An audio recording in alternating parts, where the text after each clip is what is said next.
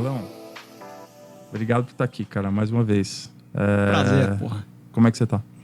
Tô com saudade de você, que fazia tempo que a gente não se via. É verdade, é verdade. Porra, engraçado que a gente conviveu muito na adolescência, né, cara, bastante. Aí depois, mais velho também, a gente acabou se cruzando e tal. Até fui no seu casamento, na sua casa. Exato. No primeiro, né? Isso. Você chegou a casar de novo depois? Ou... Casado de novo. Mas festa e tudo? Eu fiquei casado com a Juba, eu namorei 9, fiquei casado 3 anos e meio. Aham. Festa, tudo. E o segundo? Aí o eu segundo fiquei, teve festa? Aí eu fiquei com 1 ano e meio solteiro, separei, fiquei 1 ano e meio solteiro. E aí casei com uma festa pequena, Tá, festinha, 40 mas, pessoas. mas uma cerimoniazinha e super, casou de novo. A minha mulher não era casada, então ela queria ter a experiência. Então a gente Sim. fez uma festa de 40 pessoas. Foi super legal também. Aí ela decidiu que você queria fazer uma festa, né? Eu sempre eu gosto de festa, né? Sim, sim. Mas eu queria que ela tivesse a experiência de fazer uma festa de casamento, entrar de branco, aquela coisa. Ela tinha essa vontade, eu falei, então vamos embora.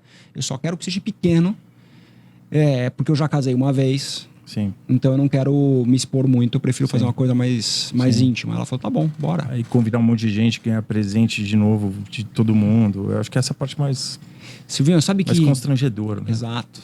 Você já separou, não, né? Não. Então, é uma experiência ruim separar. Sim. Eu não tive filho com o primeiro casamento. Ajuda? Pra mim eu namorei Ajuda bastante. 12 anos. Ajuda bastante. E foi um relacionamento que deu certo, porque foram 12 anos. Não dá pra falar que não deu certo. Deu certo, mas a frustração de separar é muito ruim. Sim. Entendeu? É o castelinho, é o planejamento que você fez que não vai rolar. Sim. E aí tem um pouco disso, da vergonha de você ter convidado as pessoas, te darem presente. Cara, eu tive amigo meu que me deu, no primeiro casamento, uma viagem pra Austrália. De presente, tudo pago. Hotel 5 estrelas. E aí é meio constrangedor, assim. Então você fala, pô, enfim, vou fazer um negócio pequeno pra não... Entendeu? O presente... Falando português, claro, você quer que se foda o presente. Claro, você quer que teus amigos perto pra celebrar aquele momento com você. Mas tem o pensamento de falar, porra... Entendeu? É difícil. Mas, cara, às vezes é uma decisão que você toma, assim, que é dura, mas, né, necessária, né? Às vezes, né, pra... felicidade, mas ainda mais quando você não tem filho, cara. Você ter filho complica muito essa decisão, né? E eu tinha 37 quando eu separei. Eu pensava o seguinte... Muito jovem também. Eu vou ficar 40 anos com essa mulher que não tá funcionando? Não vou. Sim. Entendeu? Então, eu demorei 1 ano pra tomar decisão. 1 ano pra... Sei. Amadurecendo. O meu pensamento era o seguinte, a gente foi morar fora. Eu fui morar em Buenos Aires. Eu fiquei 1 ano morando em Buenos Aires. Só nós dois. Eu falei, agora eu vou fazer dar certo. Porque só estamos nós dois. Ela era muito ciumenta. Então lá não tinha o que ter ciúme, porque era só nós dois. Eu falei, então eu vou fazer dar certo. E eu fiz o meu melhor. Eu acho que eu fiz o meu melhor. Então quando eu tomei a decisão, é porque eu já estava 1 ano tentando dar o meu melhor e não foi suficiente o meu melhor. Então eu saí falando, pô, é ruim, é chato, mas eu fiz o melhor. Então eu vou desistir. E eu não sou um cara que desisto fácil, entendeu? Sim. Eu sou um cara que tem uma resiliência, um grau de resiliência elevado, mas eu vou ser feliz. Cara, o médico da minha mulher me chamou para ir no consultório dele, que estava tendo muito caso de câncer de próstata com os maridos das pacientes dele, né? E ele foi fazer um exame, quis fazer uns exames lá para ver como é que estava o nível de testosterona, né? Que eles estavam fazendo um nível que estava diretamente ligado à produção de testosterona, o câncer de próstata, né? E meu testosterona estava super ok e tal, mas valeu para eu bater um papo com o cara sobre... Ele tinha acabado de participar de um congresso que o ser humano, estava com uns estudos lá, que o ser humano até o ano 2100 vai viver 200 anos. E porque tá aumentando a cada ano. Você vê no começo do século, a perspectiva de vida era até 50 anos. Não era muito, né? Então agora, sei lá, esse cara aqui provavelmente vai passar de 100 tranquilamente. Eu acho que nós vamos passar de 100. Nós provavelmente vamos passar de 100 e em 2100 nem vai passar 200. Aí, cara, como é que você vai, com 30 anos, você vai assumir que você vai passar outros 170 com uma mesma mulher? Você falou 40 anos, né? Aí é 170. Não, isso muda tudo. Vai mudar tudo, cara. A relação de trabalho. Hoje, o pessoal se aposenta com... Tem empresas que aposentam com 60. Outras com 65. Quer dizer, bizarro. Se você vai viver, se nós vamos viver 100, Como é que você se aposenta com 65? Não dá. Acabou. Não dá. Não tem. Previdência não segura, não aguenta. Não. Nada, nenhum sistema aguenta. Nada. Então vai mudar muito tudo, né, cara? O jeito também, você vai também, com 20 anos você vai decidir o que você vai fazer os outros 180, né? Que é a época que você vai entrar na faculdade, que você vai escolher uma carreira. É coisa de maluco, assim. Eu saí de lá, assim... Assim, eu saí de lá, meu, assim, pensando muito, assim, cara. Eu falei, meu, que loucura. Tipo, nossos filhos e os nossos netos vão viver 200 anos, cara. Não, mas você imagina, a gente já mudou, porque antigamente você casava com 22, 23, Sim. 24, muito 25. Sim. Você tinha filho com 26, 27. E agora você casa com 40, Tá tem filho com super 40, ok. 42, Super ok. 45, entendeu? Então, eu tive filho com 42. Eu tive 40, É. 39. É uma É. coisa, cara. Exato. É uma coisa muito maluca, assim, que vai mudar completamente o modo como todo mundo age, né? Já tá mudando, né? Eu lembro quando eu morei nos Estados Unidos em 1981 e eu lembro 81? de ver... 81? Era com meus pais. Eu te conheci depois, então. Conheci depois. E eu morei lá de 81 a 83. E eu lembro de ver foto, eu tava vendo foto outro dia do meu pai lá, não sei o que. Meu pai tinha 35 anos. Estava morando lá com 3 filhos, cara, família inteira. Ficamos 2 anos morando lá numa casa, trabalhando, não sei o quê. 35 anos, cara. Pra mim ele tinha 80, assim. Exato. Na minha cabeça, quando eu via ele, assim, a impressão que ele... Cara, 35 anos, cara. 13 anos atrás, pra mim. É. Uma coisa de maluco. É um moleque. É. É um moleque. E, bom, como eu te falei, eu passei o final de semana lendo, ouvindo Operação Portuga, né? E eu lembro que eu sabia mais ou menos de tudo, assim, que você passou, assim, mas a gente nunca conversou sobre isso. E uma coisa, assim, que eu fiquei... Que a coisa que eu mais identificou comigo, assim, foi a disposição, cara, para passar pelo processo, não digo do acidente, mas do processo da evolução de você passar por dificuldade, tanto no esporte, alguma coisa que você sofra, para você chegar não para você chegar num objetivo, mas para esse sofrimento ser o objetivo, né? Que, por exemplo, você saiu desse desafio aqui, puta, legal, qual que é o próximo? Não é tipo, puta, já fiz isso, acabou, agora eu vou desligar da tomada, não faço mais nada, assim, né? Tipo, eu penso muito assim, né? A minha vida, assim, também esportiva, eu sempre pensei muito nisso, assim. Então, foi uma coisa que sempre teve uma ressonância muito boa, assim, comigo. E eu queria entender da tua cabeça o que você que teve uma infância confortável, né? Vida boa, família boa, teve educação, teve tudo, né? E não digo nem só de bens materiais, né? Mas você teve uma vida feliz, porra, com tudo, com família, todo mundo bem. E você ter essa disposição pelo sofrimento, seja para atingir objetivo pessoal, ou mental, ou qualquer coisa, mas de achar essa disposição para o sofrimento, assim, né? Porque não é uma coisa normal, assim, não. Né? Cara, assim, eu não tive escolha, né? Então, eu quebrei a perna. Era uma fratura muito grande, que, né, não sei se você lembra, foi cogitada a amputação. Uhum. Eu estava em Las Lenhas. O médico argentino falou, não vai ter jeito, vou ter que cortar fora. Exato. Mas como é que foi? Assim, não, ele não falou assim, vamos ter que cortar a perna fora. Ele falou, tem risco de amputação. Sim. Ele falou o seguinte, eu indico você ir para Buenos Aires, eu quebrei em Las Lenhas. Ele falou, eu indico você ir para Buenos Aires porque tem risco de amputação. Quando eu vi aquilo, eu falei, esse cara tá brincando. Esse cara tá de brincadeira comigo. Esquece isso. Engessa. Sim. Eu nunca mais vou esquecer. Eu tava esquiando, caí no buraco, quebrei. A Marjorie tava lá. Na hora ela chegou, ela tinha um problema de coluna. Então ela sempre esquiava com um remédio contra a dor no bolso. Na hora eu falei, eu não tinha dor nenhuma, zero. Vocês estavam descendo a montanha juntos ou você estava um pouco na frente dela? Eu tava esquiando sozinho. Você estava sozinho. Só que ia ter uma prova lá, ia ter uma competição. Uhum. E quando eu caí, eu tava esquiando na pista que ia ter a competição. Tá. Então as pessoas viram eu caindo. Ah, tá. Ela tava lá e viu. Eles viram. Então veio. Só que ela foi a primeira a chegar. Tá. Que ela é muito amiga minha. Então, te reconheceu pela tua hora, roupa, falou, puta, ela o Léo caiu, vou lá. Isso. Ela foi a primeira. E lembro que as pessoas iam chegando, iam vendo a cena era ruim, porque a bota de esqui é pesada, a perna totalmente quebrada, então as pessoas viam que a perna tava tudo fora do lugar, a bota ficou virada para trás. Uhum. Então as pessoas viam e falavam, era muito impressionante, assim, o choque de ver. E eu não tinha dor nenhuma. A adrenalina tava gritando, você não sentiu dor. Assim, ó, como eu tô aqui com você. Sei. Zero. Só que eu via, eu olhava. Bom, primeiro quando eu dei a cambalhota, eu caí num buraco. Quando eu pousei, eu ouvi um barulho. Vrá, muito alto. Só que na hora você não sabe. E eu bati a perna e aí eu dava 3 estrelas, assim. Eu lembro como se fosse hoje. Perna, pescoço, e nessas 3 estrelas eu pensava, eu não posso quebrar o pescoço não. Eu só falava, o pescoço não. Um segundo. Nesse 1 segundo eu pensei várias vezes o pescoço não. Quando eu parei, eu tentei levantar e não consegui levantar. Quando eu olhei, eu falei, tô inteiro, mas a minha perna tava virada para trás. Falei, bom, quebrei a perna, menos mal. Que bom. Tá. E eu não tinha dor, e eu comecei a lembrar dos Las Grael.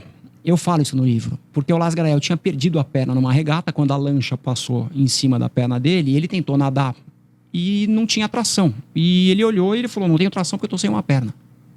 Mas ele não tinha dor. E eu mexi assim, eu tava parado e mexi o corpo e a perna morta. E eu sem dor. Eu falei, bom, perdi a perna também. Aí eu falei, bom, beleza, melhor a perna do que o pescoço. Tô bem, tô feliz. Uhum. Aí chegou a Marjorie, começou a chegar a galera, eu falava, alguém tem um remédio aí pra me dar contra a dor?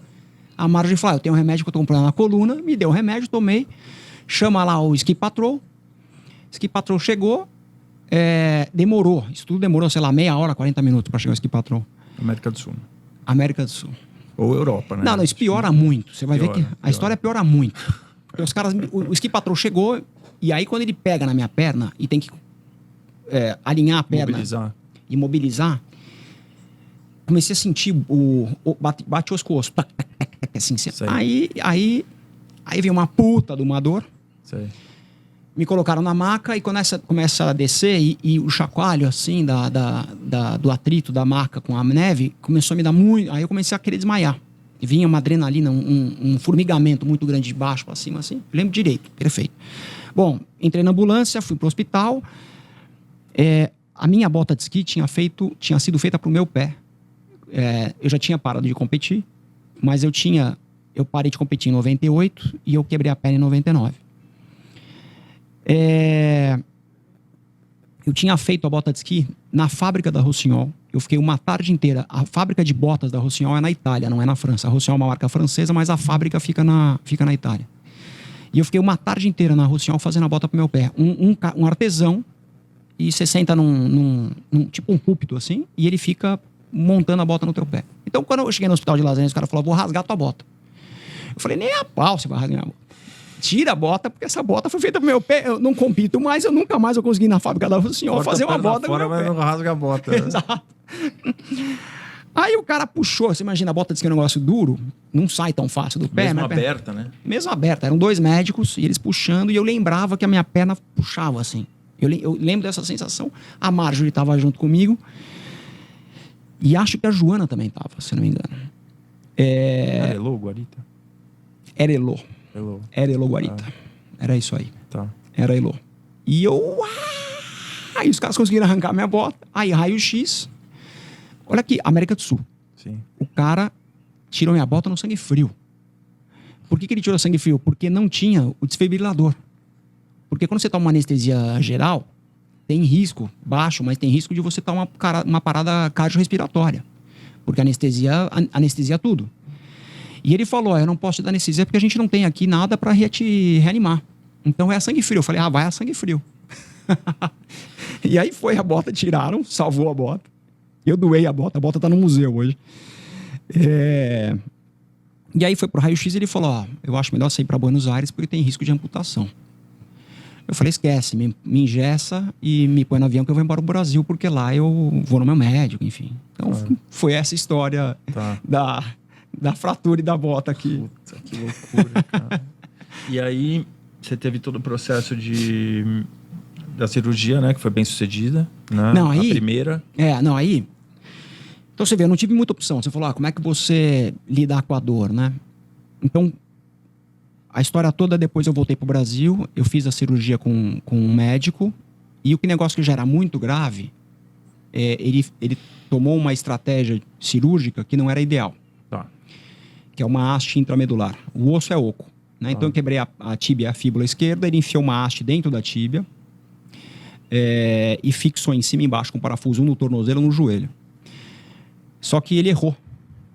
E em vez de travar o parafuso de cima, ele errou o furo e enfiou fora. Então eu fiquei 6 meses sem pisar no chão. Quando eu pisei no chão, essa haste estava solta, ela migrou para a patela, migrou para o joelho. Então era um negócio que eu ia ficar 1 ano, eu tive que ficar 6 meses. E aí eu tive que operar de novo, segunda cirurgia, para tirar a haste. O médico ficou quieto e falou, eu vou engessar e você tem que usar. Então eu ia para a USP pedalar, que eu já pedalava na época, com o gesso. Engessado. Porque o corpo humano ele é muito inteligente e muito pragmático. O médico basicamente não faz nada. Quando você quebra uma coisa, ele põe o osso no lugar, o mais próximo do lugar possível, ele trava isso com gesso, o sangue leva o cálcio pro lugar, esse cálcio vira uma cartilagem, essa cartilagem, quando você estimula ela vira um osso e consolida, acabou. Então o que ele falou? Você tem que usar. Então eu ia para a USP pedalando de gesso, porque eu estava usando o que ele tinha me orientado a usar. Só que quanto mais eu usava, como não tinha consolidado, começou a ficar torta a minha perna. Então o negócio não funcionou. Só que eu demorei 2 anos para descobrir que não funcionou. Que tinha tido erro médico. Aí eu fui no Marcelo Filardi, que é um médico, um ortopedista que eu confio muito. Meu médico. Eu fui no Filardi e ele falou, olha, ele errou aqui. Ele me mostrou o raio-x. Tinha um raio-x do erro do furo. É um erro hoje, depois que eu fui estudar, é um erro de 1º ano de faculdade. É um médico super renomado. Que eu já tinha rompido o ligamento quando eu competi. Eu já tinha feito o ligamento com ele. No esqui? No esqui. Tá. No Mundial do Japão em 97. Em 93. Daquele que estava com a bandeira sozinha no... Não, esse foi Olimpíada. Cerimônia. Esse foi Olimpíada. Foi Olimpíada. Olimpíada de 92. Foi, Nagano. Isso. No Mundial do Japão. O único representante do Brasil. Tipo aquele jamaicano no... Exato, era filme. isso aí. É isso aí. Depois eu conto essa história porque o Senna tinha morrido. Sim. E eu fui pro Japão um pouco depois. Então ainda tinha o Brasil, o Senna e tal. Uma Honda, né? Tinha uma identificação muito forte muito grande. Tinha lá o melhor do mundo, os caras vinham... Brasil, Senna, os caras vinham pedir autógrafo pra mim. E o melhor do mundo ficava meio... Era muito louco. O japonês é muito carente, né? Sim. Foi muito louco. Aí no Mundial você tinha machucado, rompido o ligamento, você tinha tratado com esse mesmo médico, ele tinha te operado também. Exato. Eu Foi rompi o quê? Ligamento cruzado? O cruzado anterior da mesma perna. Tá. Eu sempre tive problema na mesma perna esquerda. Então em 93 eu fiz o ligamento e o menisco. Tá. E em 90... E deu certo essa? Deu. Operação. Tá. Aí em 99, quando eu quebrei a perna, o que eu fiz? Eu vou voltar no mesmo médico que resolveu. Sim. E esse cara que eu voltei errou. Negócio da haste. Aí ficou 2 anos sofrendo, aí você resolveu no Filardi. Não, aí o Marcos Paulo Reis, que eu já fazia triatlon na época, antes de me quebrar, eu fazia triatlon já com o Marcos Paulo. E o Marcos Paulo falou, Léo, tá muito estranho isso aí, 2 anos, não é possível, tem erro, eu vou te levar no meu médico. E ele levou no Filardi. O Filardi tinha acabado de voltar dos Estados Unidos, que ele foi fazer uma especialização com o Dr. Dan, que fica em Vail, no Colorado. Sim. É um dos melhores ortopedistas do mundo. E o Filardi era uma salinha pequenininha, assim, perto da Berrine, assim. E eu adorei. Ele falou... ele errou aqui, me mostrou onde era o erro. E falou, eu não sei fazer isso. Eu vou te indicar para um outro médico que acho que é o melhor tratamento para você. E aí eu fui para o Dr. José Bongiovanni, que mora em Jundiaí, é um cara de Jundiaí. Que é um craque, zaço, no tratamento chamado Ilizarov. Ilizarov é um médico russo. E a medicina ortopédica é muito avançada em países que tiveram guerra, porque você tem que recuperar rápido o soldado para ele voltar para a guerra. Sim. Então, Estados Unidos, Alemanha, Rússia, esses países são muito... Japão, é muito desenvolvida a ortopedia. Tem um jogador sul-americano que ele sofreu uma fratura exposta. O cara chama Alex Smith. O caso dele é parecido com o meu. O caso dele é parecido com o meu. E ele tratou no hospital militar nos Estados Unidos. E ele teve um problema que ele teve uma infecção. E eu tive também. Teve infecção também. Bom, todas as caixinhas você ticou. Exato. Tudo que tinha probabilidade, você tem... Eu vou contar tudo, mas... Tá. Aí eu fiz esse tratamento que é do Dr. Ilizarov. O que é isso? O Dr. Ilizarov, ele inventou isso para tratar a ananíase. Então, ele coloca um fixador externo, que é uma gaiola. Se você põe os pinos para fora assim. A primeira vez que eu vi aquilo foi com o Nelson Piquet, quando ele bateu lá nas 500 milhas de Indianápolis, ele usou aquilo. E é um negócio muito impressionante, assim, porque fica tudo para fora exposto. Então eu coloquei aquilo que foi criado para ananíase. Tá. Esse doutor Ilizarov criou isso para tratamento de ananias. Esse alonga até 40 centímetros o osso. Uau. E eu tinha uma perda óssea de 6 centímetros. E meu pé tinha ficado virado para dentro. Eu tinha uma série de deformidades na perna. Sim. Então, era o melhor tratamento que o Filardi me indicou e o Dr. José Bongiovanni resolveu. Então, eu fiquei 1 ano e meio com a gaiola. E aí, eu alonguei os 6 centímetros, eu corrigi. Meu pé tinha ficado assim para dentro. Então, eu fiz a rotação, alonguei o osso. Eu tive que fazer um enxerto de osso na bacia. Tirei o osso da bacia para colocar lá embaixo. Para compensar esses 6 centímetros. Não, eu tinha uma perda. Eu tive uma fratura chamada boca de garrafa. A fratura boca de garrafa é quando você torce o osso. Quando você torce o osso, você não consegue distorcer ele. Sei. Entendeu? Ele fica torto. Você reencaixa ele com ele torto. Tá. Então eu tinha uma perda óssea perto do tornozelo. Então, entorta, que nem uma corda, né? Quando você entorta, ela encurta, né? Isso. A fratura foi tão grande que você junta a maçaroca toda. É uma massa, né? Você junta toda a massa e dá um encurtamento. Curtamento acima de 3 centímetros, tem que colocar um cálcio no tênis. Então, quando eu estava no tratamento com o primeiro médico, eu usava esse cálcio aí, essa palmilha com os 3 centímetros. Só que eu fui usando a perna como ele pediu e os 3 centímetros viraram 6 centímetros. Porque como a perna não estava consolidada, encurtou mais. Aí, cara, eu coloquei essa gaiola e resolvi. Eu tive que fazer enxerto porque eu tinha, como a fratura de torção, eu não consegui juntar tudo direitinho. Né? De novo, você não consegue distorcer. Então, na verdade, assim, o primeiro tratamento foi uma catástrofe, o erro médico foi terrível, o tratamento que esse primeiro médico escolheu não era o tratamento ideal, me custou 4 anos. Eu fiquei 4 anos, eu sei o que é ser aleijado. Né? Eu fiquei entre cama, cadeira de roda, bengala e muleta 4 anos. Eu sei o que é ser aleijado porque eu frequentava os mesmos lugares que eu frequentava antes e as pessoas me olhavam e falavam, coitado, esse aí, desse cara. Esse já era. E nesse período, assim, de 4 anos, cara, imagino que deve ter tido muito altos e baixos, né? Mas eu sinto, assim, que você nunca perdeu o foco, assim, né? Cara, determinação de eu vou resolver isso, uma hora eu vou chegar no final, eu vou continuar tratando. Ou teve alguns momentos que você fala, cara, é isso, não vai ter jeito...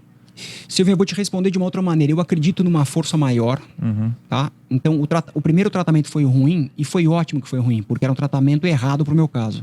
Se eu tivesse resolvido o meu problema naquele primeiro, eu ia ter ficado com a perna mais curta e eu ia ter uma refratura porque eu tinha uma perda óssea que o primeiro médico não viu. Tá. Então, se eu fosse voltar a esquiar e ia correr, coisa que eu fiz, eu ia ter uma refratura e ia ter começado do zero. Entendi. Entendeu? Então foi um caminho tortuoso para você chegar na vitória. Entendeu? Então eu olho hoje. A minha análise é que a minha vida, olhando a minha vida, eu sou um cara muito sortudo, eu sou muito esforçado, e às vezes a minha vida ela não é ligada tão rapidamente aos pontos. E às vezes eu tenho caminhos mais tortuosos e que acaba funcionando, entendeu? Sim. Então a fratura foi um pouco disso, assim. Você falou, como é lidar com a dor? Eu fiquei 4 anos com muita dor. Eu fiquei mais de 4 anos, porque depois que eu tirei a gaiola, eu ainda tinha... A dor era o seguinte, mesmo depois de tomado alta, tudo, já voltei a correr, voltei a pedalar e tal. Sabe aquela dor que você bate o osso na canela, na mesa? Na dor na quina da mesa? Sei. O osso da canela? Sei. Era essa dor. Tá. E eu fiquei com essa dor de bater a canela na quina da mesa, uns 6 anos.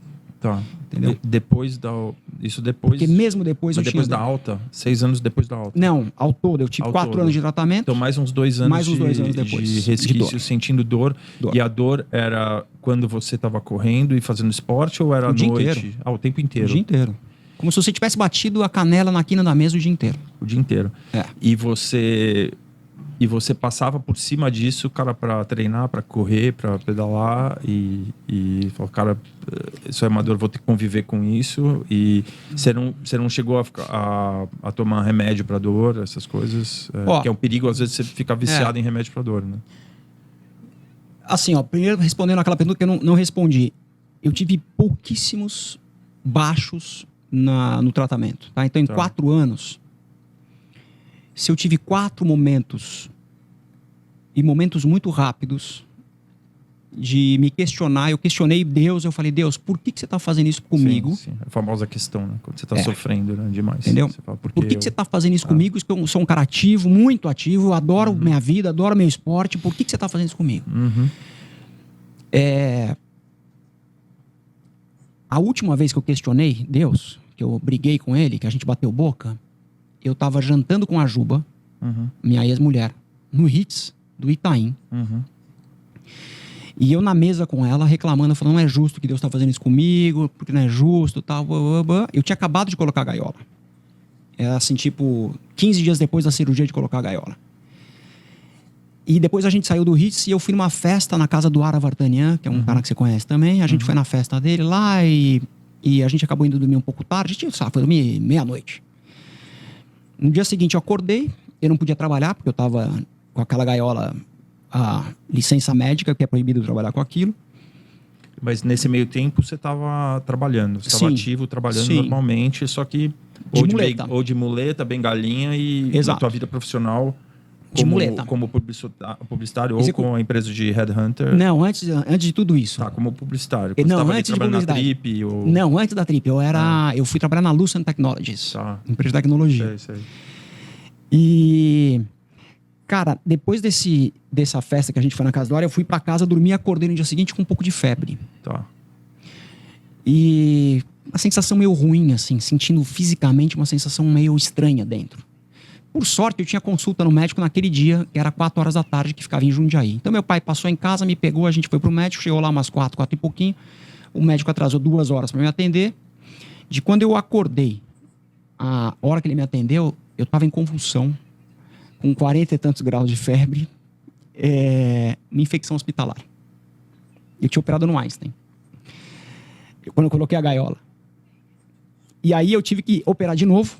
Era a 4ª cirurgia, a primeira para colocar a haste, a segunda para tirar a haste, a terceira para colocar a gaiola, a 4ª para tirar o pino que estava infeccionado. Infecção é um negócio muito sério. Entendeu? Se uma infecção de osso, você não tira. É muito complexo tirar uma infecção no osso. Né? Enfim, e se vai para corrente sanguínea, você morre. Então, eu lembro que o médico chegou para mim e falou assim, você tem algum compromisso hoje? Eu falei, não, porque você não vai sair mais. Você vai ficar aqui. E eu fiquei uma semana internado. Eu fui operado na sequência, no dia, na noite. Em Jundiaí. Em Jundiaí. No hospital dele. Ele era dono do hospital. Que é uma cidade que pouca gente conhece. Todo mundo passa por lá. Mas é uma cidade enorme e super bem evoluída, né? Eu lembro que a Joana fez um tratamento dentário lá também. Puta, Jundiaí, mesma coisa. Aí cheguei lá, era um cara muito fodido lá. E a cidade, né? E muito rica. Muito. Tudo, né? Exato. Olha como são as coisas. Quando eu fui com esse cara que o Marcelo Flávio me indicou, que é o José Bon Giovanni, ele tinha um hospital em Jundiaí. E eu fiquei super preconceituoso. Falei, doutor, você não opera no Einstein? Ele falou, opero. E aí eu operei no Einstein e peguei infecção hospitalar no Einstein. A terceira cirurgia que foi para tirar o pino que eu tinha colocado no Einstein foi no hospital dele. Puta, hospital redondinho, pequenininho. Tudo bacana. Fiquei uma semana lá internado, tomando antibiótico na veia, resolvi. Tudo ótimo. Então essa foi a 4ª cirurgia. Depois desse dia que eu tava brigando com Deus lá no Hits, eu nunca mais reclamei. Que eu falei, se tá ruim, pode piorar muito mais. Sim. Entendeu? Te deu resposta rapidinho. Rapidinho. Cara, eu sou um cara que reclama pouco. Entendeu? Eu aprendi na vida, não reclama. Sim. Abaixa a cabeça e trabalha. Sim. Esse meu problema me deu essa casca, entendeu? Então hoje, as pessoas me perguntam, Lelo, o que você tira disso? 4 anos aleijado. Primeiro, eu acho que eu fiquei mais cascudo. Eu sou um cara que aguenta mais a dor. Eu sou um cara mais determinado para me derrubar. Só se for o Civil Colchão no UFC. E olha lá, hein? Eu acho que eu suporto mais a dor. Eu sou um cara mais cascudo. E mais do que isso, eu acho que me deu humildade. Entendeu? De falar, a gente não controla nada. Sim. A gente tá aqui num barco que você tá remando. Só que se vier uma onda, o teu remo não faz efeito nenhum. Então, enjoy the ride. Entendeu? É meio isso, assim. Entendeu? E eu ainda tento ter o meu painel de comando da vida. Sim, né? Controlar o meu business, a educação do meu filho e tal. Mas eu acho que a gente não controla nada. Nós estamos aqui na canoa. É torcer pra canoa não furar e você continuar remando. Rema. Tem uma teoria sobre isso que chama... Já ouviu falar sobre determinismo? Não. Tem 2 ideias, né? Que é a ideia do livre-arbítrio, né? Que a gente que decide o que acontece com a gente, e tem o determinismo, que diz que basicamente que todas as ações que você toma na tua vida, assim, elas vão dar um outcome, assim, específico, assim, também. Então, uma coisa que você não controla muito também, entendeu? Não é você que decide o que vai acontecer com você, entendeu? Então, não uma coisa que Deus traça o destino, não é muito bem isso, mas são circunstâncias da tua vida que determinam o que vai acontecer com você. Não é você que decide pelo teu livre-arbítrio. É um papo mais filosófico, mas tem uma onda de pensamento nesse sentido, assim, né? Que falam sobre isso. Sabe o que eu acredito? Eu acredito no seguinte: você faz o bem, você recebe o bem. Você faz mal, você recebe o mal. Sim. Entendeu? Eu acredito nisso. Então, eu tento sempre fazer o bem. Volta que nem um bumerangue na tua testa. Né? Entendeu? Isso aí também eu aprendi, assim. Quando eu briguei com Deus naquele jantar, e no dia seguinte eu fui pro hospital e tive que ficar uma semana no hospital que eu tinha recusado ficar, falei, velho, para. Sim. Tá tudo certo. Tá tudo certo. Então, como eu aprendi assim, cara. Não reclama, tá ruim, pode piorar. Sim. Aí você teve alta, depois de um tempo, né? Você teve que tomar aquele remédio que o Antranic teve a ideia de te dar o remédio. Aí foi o seguinte, é que o tratamento foi muito longo, né? Foram 4 anos de tratamento. Sim. Na primeira tratamento com o primeiro médico que fez errado, eu tive uma doença chamada pseudoartrose. A pseudoartrose é a não consolidação do osso. No meu caso, por que não consolidou? Porque como não estava bem travado, o osso não consegue colar se você tem mobilidade. E aí eu coloquei a gaiola e eu alonguei esses 6 centímetros e fiz a rotação da minha perna. A teoria que a gente tem, que o Bon Giovanni tem, é que ele fez a rotação do pé e o alongamento muito rápido. Tá. Então eu ia a cada 4 horas com uma chave de boca, aquela chave de cilindro de bicicleta, que você arruma o cilindro da sua bicicleta. Eu ia na gaiola e dava a cada 6 horas meia volta. Meia volta é meio centímetro. E é uma tortura chinesa, porque você está alongando o osso. Entendeu? Por mais que não tá consolidado, é uma cartilagem, mas essa cartilagem, ela estica. E você mesmo que faz isso? Você mesmo. Tá. A cada 6, todo mundo que usa aquela gaiola tem que ir com a chave de boca e a cada 6 horas dá meia volta. Tá. Quer dizer, no meu caso, eu dei a cada 6 horas meia volta. Sim. E aí eu tive uma segunda pseudoartrose, que é a segunda não consolidação do osso. Tá. O Dr. José Bon Giovanni acha que ele fez o alongamento do osso muito rápido. Então o osso estranhou, reagiu e não consolidou. Aí a gente foi para os Estados Unidos. Ele, meu pai, e tinha o Dr. Antranic, que era o meu pediatra, e que estava meio como o zelador. Ele era o advisor, vamos falar assim. Ele era o conselho, ele não foi. Não foi. Mas a gente sempre levava as ideias para ele e ele falava, acho que tá correto, vamos assim, acho que tá bem, acho que faz sentido e tal. Quando deu a segunda pseudoartrose, que é a não consolidação do osso, ferrou. Porque eu já estava com 3 anos e tanto de tratamento, uma doença de não consolidação do osso, ferrou. Existia a hipótese mesmo de eu ficar aleijado. Vamos para os Estados Unidos. Aí o Bon Giovanni foi muito legal e muito correto. Ele falou, olha, por coincidência, eu tenho um congresso médico em San Diego, na Califa, e vocês podem ir comigo. Eu vou, em vez de fazer a minha apresentação, o Bon Giovanni é um dos top 3 do mundo de Elizarov. Tá. Ele falou, em vez de eu fazer a minha apresentação padrão de fazer de Elizarov, eu falei, eu vou até o case. E você vai comigo. No final da palestra, eu vou levar o teu case e eu vou falar que você está na plateia se alguém quiser te examinar. Beleza, digitalizamos. Na época não tinha, era tudo analógico. Estamos falando de 92, 93. Sim. Eu quebrei em 99 e eu fiquei bom em 2003. Tá. Estamos falando de 2002, 2003. Digitalizei tudo, fomos para os Estados Unidos, eu, ele e meu pai.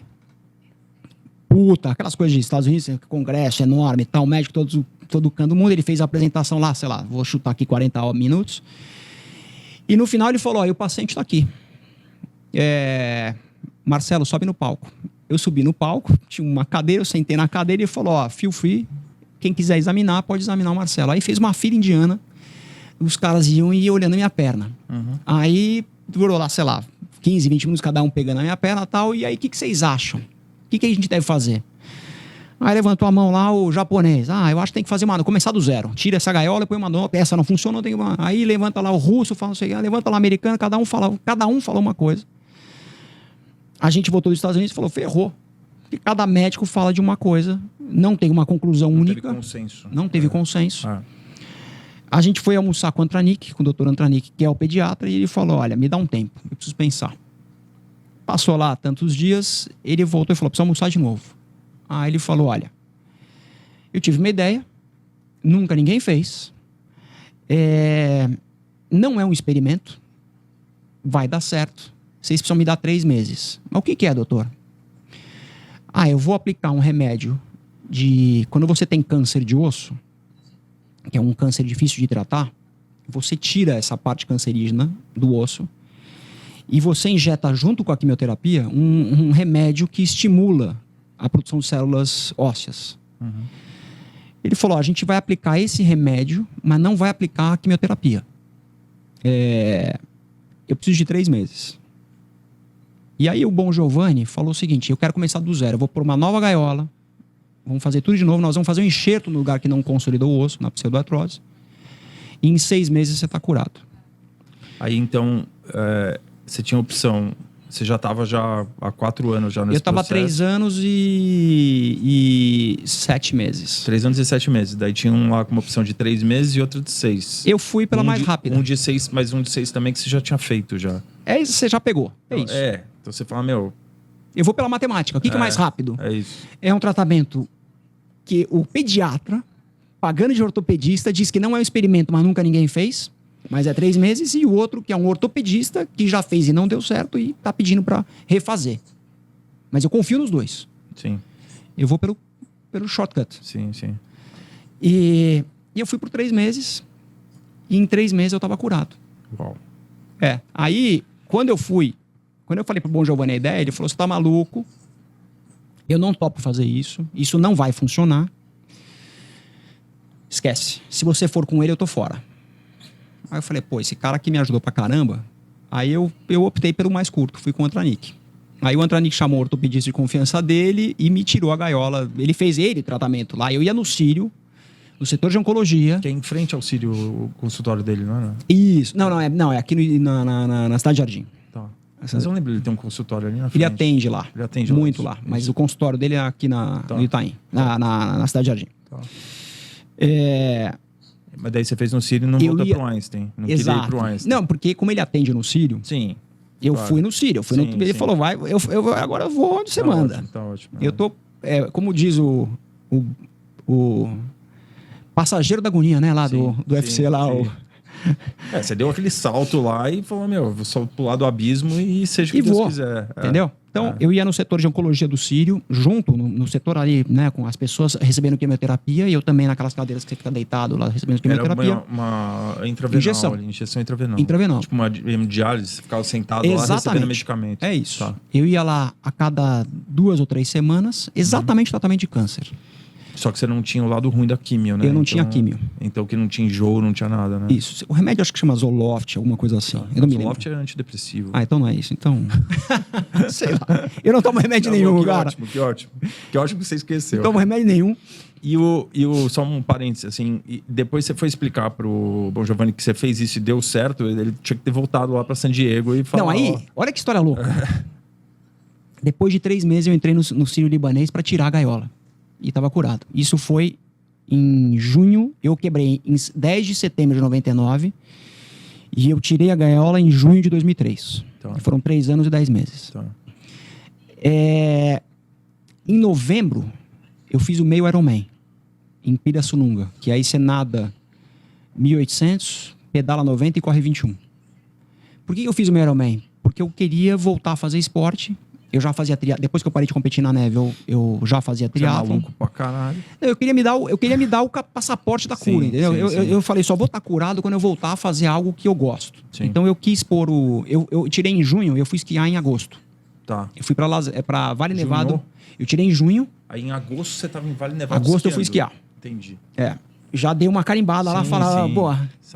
Silvinho, sabe que é louco? Eu, a Juba, a ex... a minha irmã e o ex-marido dela. Subindo a cadeirinha, você fica pensando, como é que vai ser? Eu posso odiar isso aqui. No primeiro lift. No primeiro lift. Eu posso odiar isso aqui. Eu posso realmente descer e falar, não é mais pra mim. Acabou, não tem mais prazer nenhum. Que legal. Cara, subindo na cadeirinha pensando, como é que vai ser? Como é que vai ser? Eles lá comigo ali, aí eu... Lela, vai na frente. A gente quer ver você. Primeira descida, eu fiz 3 curvas. 2 curvas, assim. Pum, encaixou... como se nada tivesse acontecido. 2 meses depois. Muito louca. A cabeça é muito louca. E a pista, uma pista black, assim, normal? Não, uma pista azul. Normal, uma azul. Uma pista Okay. que eu gostava de descer. Sim, sim. Eu conseguia descer bem, Sim, assim. Meu, tá. como se nada tivesse acontecido. Sei. Nada. Parei lá embaixo, Sei, todo mundo veio, todo mundo emocionado. sei. Falei, do caralho. Ele viu. Essa é uma foto minha nas Olimpíadas, né? Nas Olimpíadas de 98, que eu fui para duas. Eu fui em 92 e 98. Tá. Essa é o final da minha prova, quando eu tô na linha de chegada ali. Irado. E... Cara, depois dessa descida, eu falei, meu, isso aqui acabou, tô de volta. Aí eu fiz o meio Ironman e comprei uma... treinamento com dor. Sempre com dor. Sempre com dor. Sempre com dor. Sempre, a dor de bater a canela na quina da mesa. Essa é a dor. E tanto pedalando quanto correndo? Tudo, o tempo inteiro. O tempo inteiro. Agora não tô, né? Acabou faz tempo. Mas durante 2 anos, após eu tirar a gaiola, eu sentava aqui na cadeira parado e tinha dor. Sempre aquela dor de latejando, assim. Isso sem remédio? Nunca tomou remédio? Não, eu tomei remédio quando eu fiquei no hospital. Eu tomei uma semana de morfina. Morfina é um negócio horroroso. Sim. Você já tomou morfina? Já. Horrível. É. Eu auto-aplicava, né? Sim. Então você vai um botãozinho. Vinha direto aqui, direto na veia, né? Sim. Você vai dando o botãozinho aqui, ó. Sim. Cara, você fica chapadá. É horroroso. É um negócio horroroso. Te amortece da cintura pra baixo, você fica amortecido, você não consegue fazer xixi direito. É um negócio horroroso. Eu não tive nenhum abstinência, nada. Mas foi uma semana de morfina direto. E quando eu alonguei a perna, que já estava em casa, já alta, quando eu alonguei a perna, doía muito, então minha mãe me trazia... tomava Tilex, né? Esses Tilex da vida, e ela me dava um antidepressivo, um relaxante, como é que chama? Miozan, as coisas assim. Não. Você detesta remédio, não guarda o nome. Era um desses antidepressivos para relaxar, sei. relaxante mental. Rivotril. Tá. Eu tomava meio. Ansiolítico. Ansiolítico. Tá. Tomava meio. Tá. Assim, na hora de dormir, não conseguia dormir, de dor. Sim, dor. Tomava meio Rivotril, dormia. Tomava meio Rivotril, não dormia. Tomava mais meio, não dormia. Tomava mais meio, não dormia. Deixa eu falar, para com essa merda. Não adianta tomar, não faz efeito isso aqui. E eu fiquei 1 mês sem dormir. Tá. Zumbi. Porque alongar a gaiola a cada 6 horas doía. E eu demorei, não foi um pouco menos de 1 mês, foi uns 20 e poucos dias. Cara, eu fiquei 20 dias sem dormir. Tá. Zumbi. Tá. Sabe quando você dorme 1 hora, acorda, 1 hora, acorda. Terrível, terrível. Sei. E eu acho que, cara, além você ter passado por isso, deve ter sido terrível, tanto pra Juba na época, tanto pra tua família, né? Porque imagina pra tua mãe ficar vendo o filho sofrer desse jeito. Exato. Deve ter sido um peso terrível pra eles, assim. Meu, eu sou muito grato a eles. Isso. E a Juba também. Sim, sim. Depois que saiu o livro, eu já tinha separado e eu fui na casa dela deixar um livro pra ela. Uhum. Porque a minha mãe ficava madrugada fazendo massagem. O único jeito de eu dormir à noite na madrugada era minha mãe fazendo massagem no meu pé. Minha mãe ou a Juba. Sei. Porque aí eu conseguia relaxar. Você dava uma circulada no sangue e aí E eu baixava. Tá. Aí eu dormia. Que coisa. Então a minha mãe ficava sentada no chão e massageando meu pé. E minha mãe, elas revezavam. Cara, tinha uma dúvida. Então, existia uma dúvida se eu ia voltar o que eu era. Uhum. Sempre parou essa dúvida. Eu nunca tive essa dúvida. Sim. Eu sempre tive certeza absoluta que eu ia ficar bom. Porra, no pior momento, eu tinha certeza que eu ia ficar bom. Sempre tive.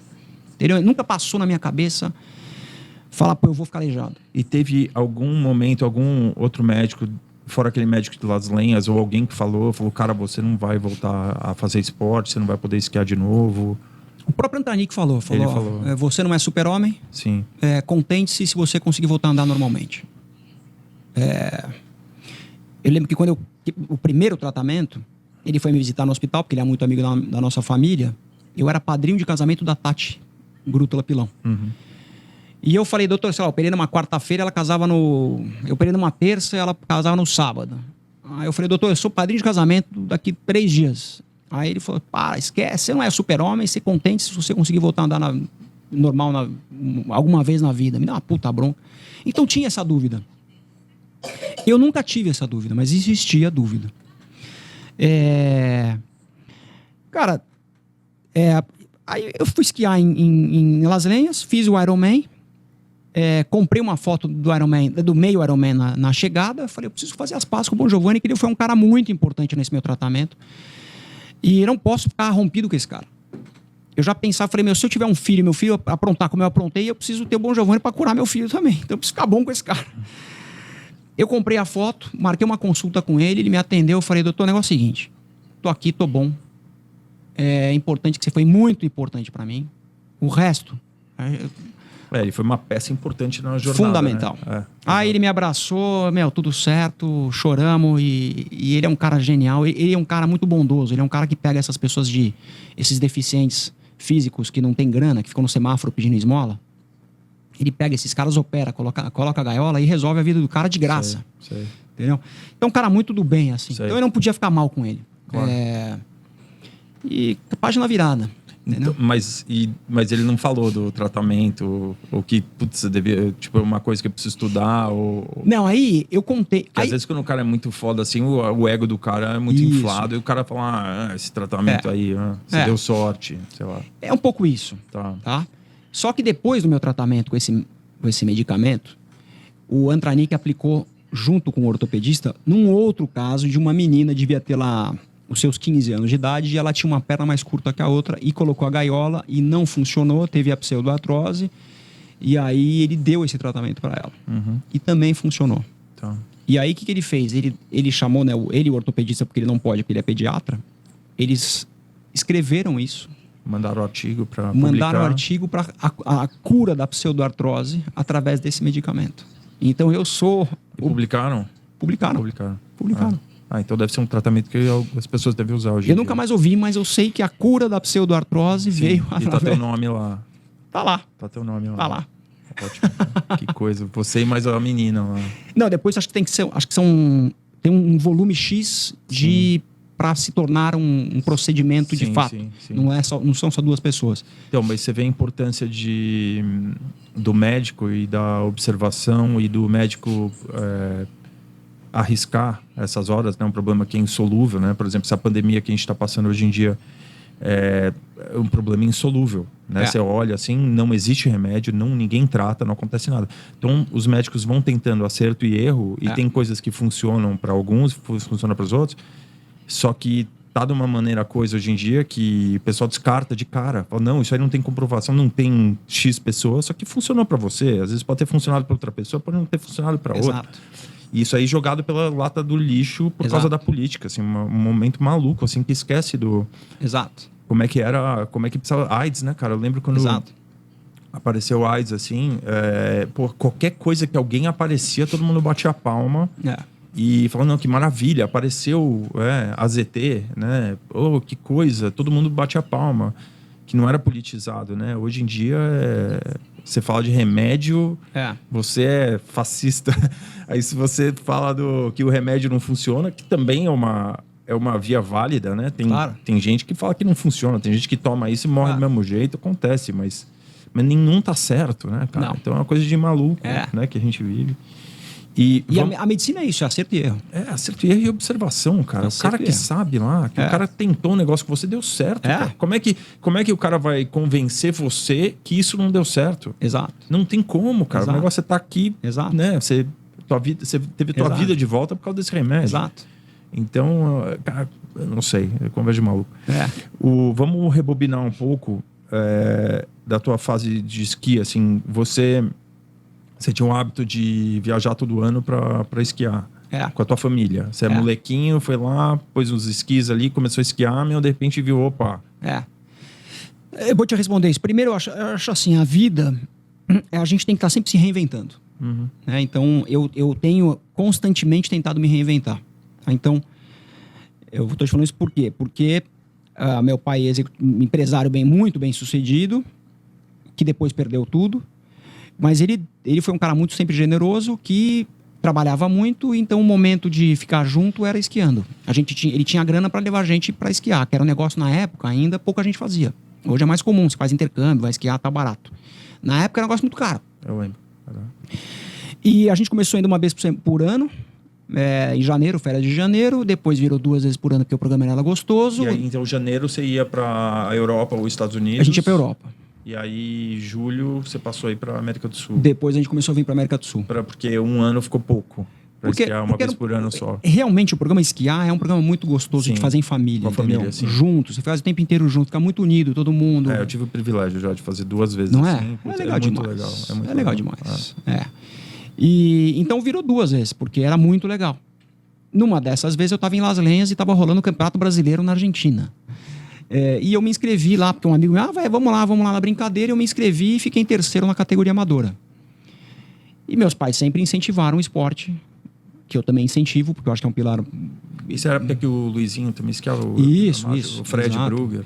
Todo mundo. O Fred. Esses Fred caras eram o seguinte... Ah, é? O Fred é Fala sério? meu brother. É? Ele é um dos melhores amigos do meu irmão. E Caraca. A gente convenceu desde moleque, a gente cresceu junto. Ele torcia pro São Paulo, torce, né, pro São Paulo, São Paulino roxo.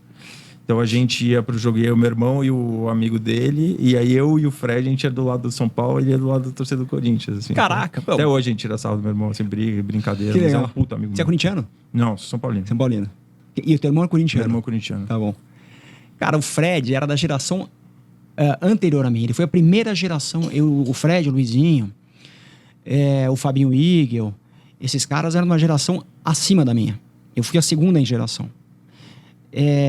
Esses caras estavam na categoria Pro. E eu fiquei em terceiro na categoria amadora. Tá. Então eu vi esses caras e falava, um dia eu quero ser que nem esses malucos aí. Sim. E aí, nesse Campeonato Brasileiro, meus pais me chamaram e falaram, você gostou? Eu gostei. Então, pô, a gente pode te ajudar. Acho que teve lá um treinador que falou, pô, o menino tem talento, o menino é bom, tal. Como é que era o nome do... Pô, seu pai Lave Bem? Lava bem. Lembrei agora. E aí, pô, eu gostei. Aí montaram lá um esquema pra eu me profissionalizar. E aí comecei, aí de fato, aí parei de ter férias e virou um negócio de ter esquema mesmo, entendeu? Sim. Então, treinador, tal. Uhum. E deu certo, cara. Eu fiquei quase 13 anos competindo. Eu olhava a geração do Luizinho, do Fred. Eu fiz alguns camps em 89. Eles foram pro Mundial de Vail. E eu já fui como time B. Eu não competi no Mundial porque eu não tinha índice para competir no Mundial. Mas eu já fui como time B e eu olhava para esses caras e falava, eu tentava sempre pegar o ônibus junto. Uhum. Lá em Vail, o transporte gratuito. Eu tentava sempre pegar o ônibus junto para ir conversando com os caras, que eram meus ídolos. Meu ídolo e minha vontade de falar, eu tenho vontade de esquiar melhor que esses caras, entendeu? Sim. E aí eu consegui esquiar melhor que esses caras todos. Sim. Foi muito legal. Cara, é uma experiência de vida, se meu filho quiser, eu vou dar, porque eu comecei a trabalhar tarde, eu comecei a trabalhar com 26 anos. Geralmente você sai da facu, né, 21, 22 ali e começa a trabalhar. Mas vida esportiva, você eu atrasei. Demorou um pouco mais. Eu atrasei, comecei com 26. Sim. Cara, a experiência que eu tive, 2 Olimpíadas, 4 Mundiais, eu já várias vezes, nas Olimpíadas de 98, que é essa foto, eu almocei com o Príncipe Albert, que hoje é o rei de Mônaco, do Principado de Mônaco, porque ele era atleta do bobsled, eram 2 Zé Manés, porque tava ele também... lá na Vila Olímpica. Tava lá. Qualquer Zé Cueca qualquer lá. outro Zé Cueca ali na Vila Olímpica, entendeu? E como é que foi esse lance da bandeira brasileira? Porque eu sempre penso, quando você fala dessa Olimpíada, eu lembro você sozinho com a bandeira lá no negócio. Você viu na TV ou você lembra? Eu vi na TV, cara. Eu lembro, não sei se era reprise ou alguma coisa, mas eu lembro você sozinho carregando a bandeira do Brasil. Então, foi muito louco, porque foi as Olimpíadas de 92, o Brasil não tinha nada de neve. Então, ninguém sabia que a gente estava nas Olimpíadas. Na de 98, foi a primeira vez que a mídia realmente cobriu. Eu lembro que a Globo levou uma equipe, o Marcos Uchoa, que ainda acho que está na Globo. Uhum. Tinha uma estrutura, assim, de mídia. Olimpíada de Inverno. Olimpíada de Inverno, 98. Cara, aí tinha coisa do Senna. Então, o Senna morreu em 94 e as Olimpíadas foram em 98. Era muito recente a questão do Senna. Então, no Japão, a Honda, o Senna, o único brasileiro. Então, aonde eu ia, Brasil, Senna... Eu ia assim no 7-Eleven, lá que tem muito loja de conveniência 7-Eleven no Japão. Cara, eu entrava para comprar um chocolate, uma água, Brasil, Olimpíada, a credencial, eu não conseguia sair da loja. Sei, autógrafo. Sei. Barato. Muito Porque louco. Brasil já tem uma simpatia enorme pelo Brasil. Né? Você fala Brasil, exato, quando você tá fora, o cara pensa no Ronaldo, exato, pensa no Senna, pensa no não sei quem. Então, Pelé. Então já atrai uma simpatia enorme. Ainda mais você lá, que parecia um alienígena, né? É um alienígena, basicamente. Depois a gente fala, essa foto já sou eu treinando na neve para fazer maratona, mas depois eu te conto isso. Tá. E aí o que aconteceu? Começou o Nussmann, que era o presidente do Comitê Olímpico Brasileiro, lá comigo. Ele era casado com a Márcia Petier, que era jornalista. Cara, então tudo virou pra mim.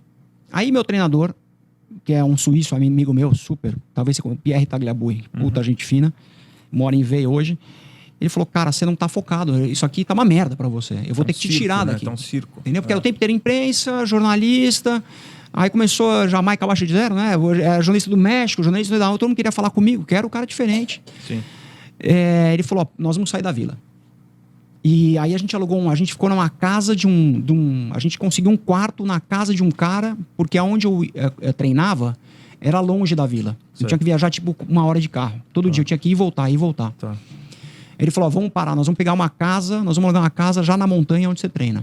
E a gente achou, não tinha casa para alugar, era um quarto dentro de uma família de japoneses. Imagina, devia estar tudo tomado. Tudo tomado. Olimpíada. E aí ele falou, eu vou te tirar da vila porque não dá mais. Aí parou, cortou tudo. Eu fiquei isolado nesse lugar. Ninguém tinha acesso a mim, nada, zero. Eu fiquei tipo 1 semana treinando sem acesso a ninguém. E só a minha família, e aí sim, comecei a receber carta. O meu avô, que já morreu, eu adorava o meu avô, fugitivo de guerra da Armênia, imagina. Ele escreve uma carta em português com um monte de erro de português. Estamos muito orgulhosos de você, tudo com erro. Puta, meus pais. Então começou a ficar muito emotivo. Quando eu entrei no estádio com a bandeira, cara, você fala... Foi a primeira vez que o Sport TV transmitiu ao vivo. Então era, sei lá, era 11 da manhã no Japão, era 11 da noite no Brasil. Todos os meus amigos, como você, minha mãe, todo mundo vendo. Então era coisa de louco, assim. Coisa de maluco. Coisa de maluco. O único brasileiro... Coisa de louco. Entendeu? E eu lembro que tinha um jogo de futebol. Eu falava pra todo mundo que eu te conhecia. Eu lembro que teve um jogo de futebol. Isso foi na abertura. E na minha prova, o dia que eu desci a montanha, que é nessa foto que eu tô embaixo, quando eu concluí, eu só fiz uma prova. Tava rolando um jogo de futebol, o Galvão Bueno narrando, e aí ele interrompe o jogo e fala, pô, agora, nesse momento, tá descendo o brasileiro, o Marcelo Apovian nas Olimpíadas no Japão, na Globo. Que loucura. A Globo, na época, era mais do que a Globo de hoje. Sim. Então foi muito... Eu lembro quando eu voltei, e pior que isso, tinha o Guga Kirten, que tinha ganhado no Roland Garros. Que era um brasileiro que nunca ninguém tinha ouvido falar, e que de repente lá chega lá o garotão, cabeludão de Floripa, e ganha Roland Garros. Então todo mundo achava que eu ia chegar lá e ia ganhar as Olimpíadas.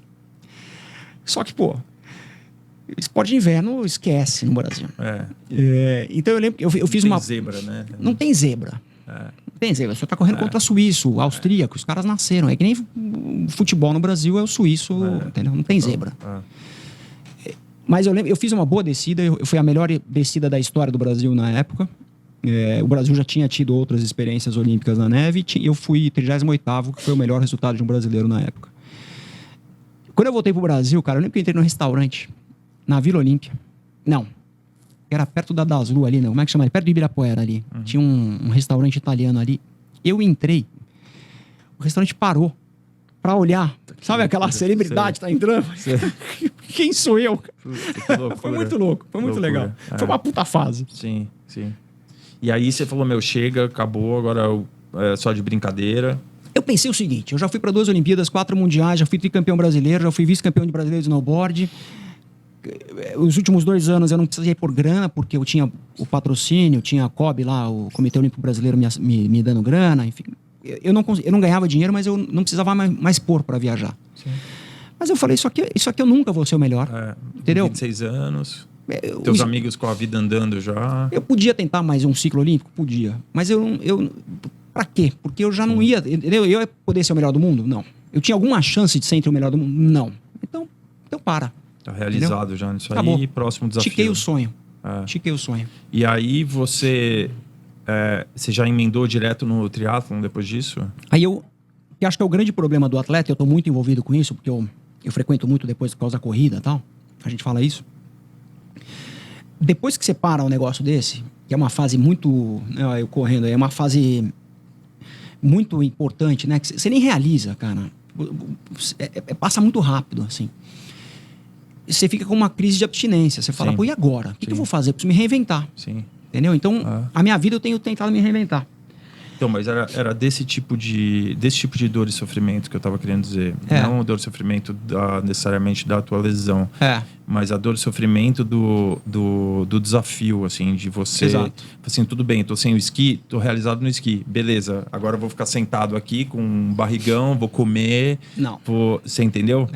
Aí você fala, não, você largou isso aqui, ele fala, não, puta, eu quero outra coisa pra me meter aqui, um negócio que me desafie, que eu consiga desafiar minha cabeça para eu continuar tendo esse tipo de essa endorfina, esse meu fix de endorfina. Cara, é exatamente isso.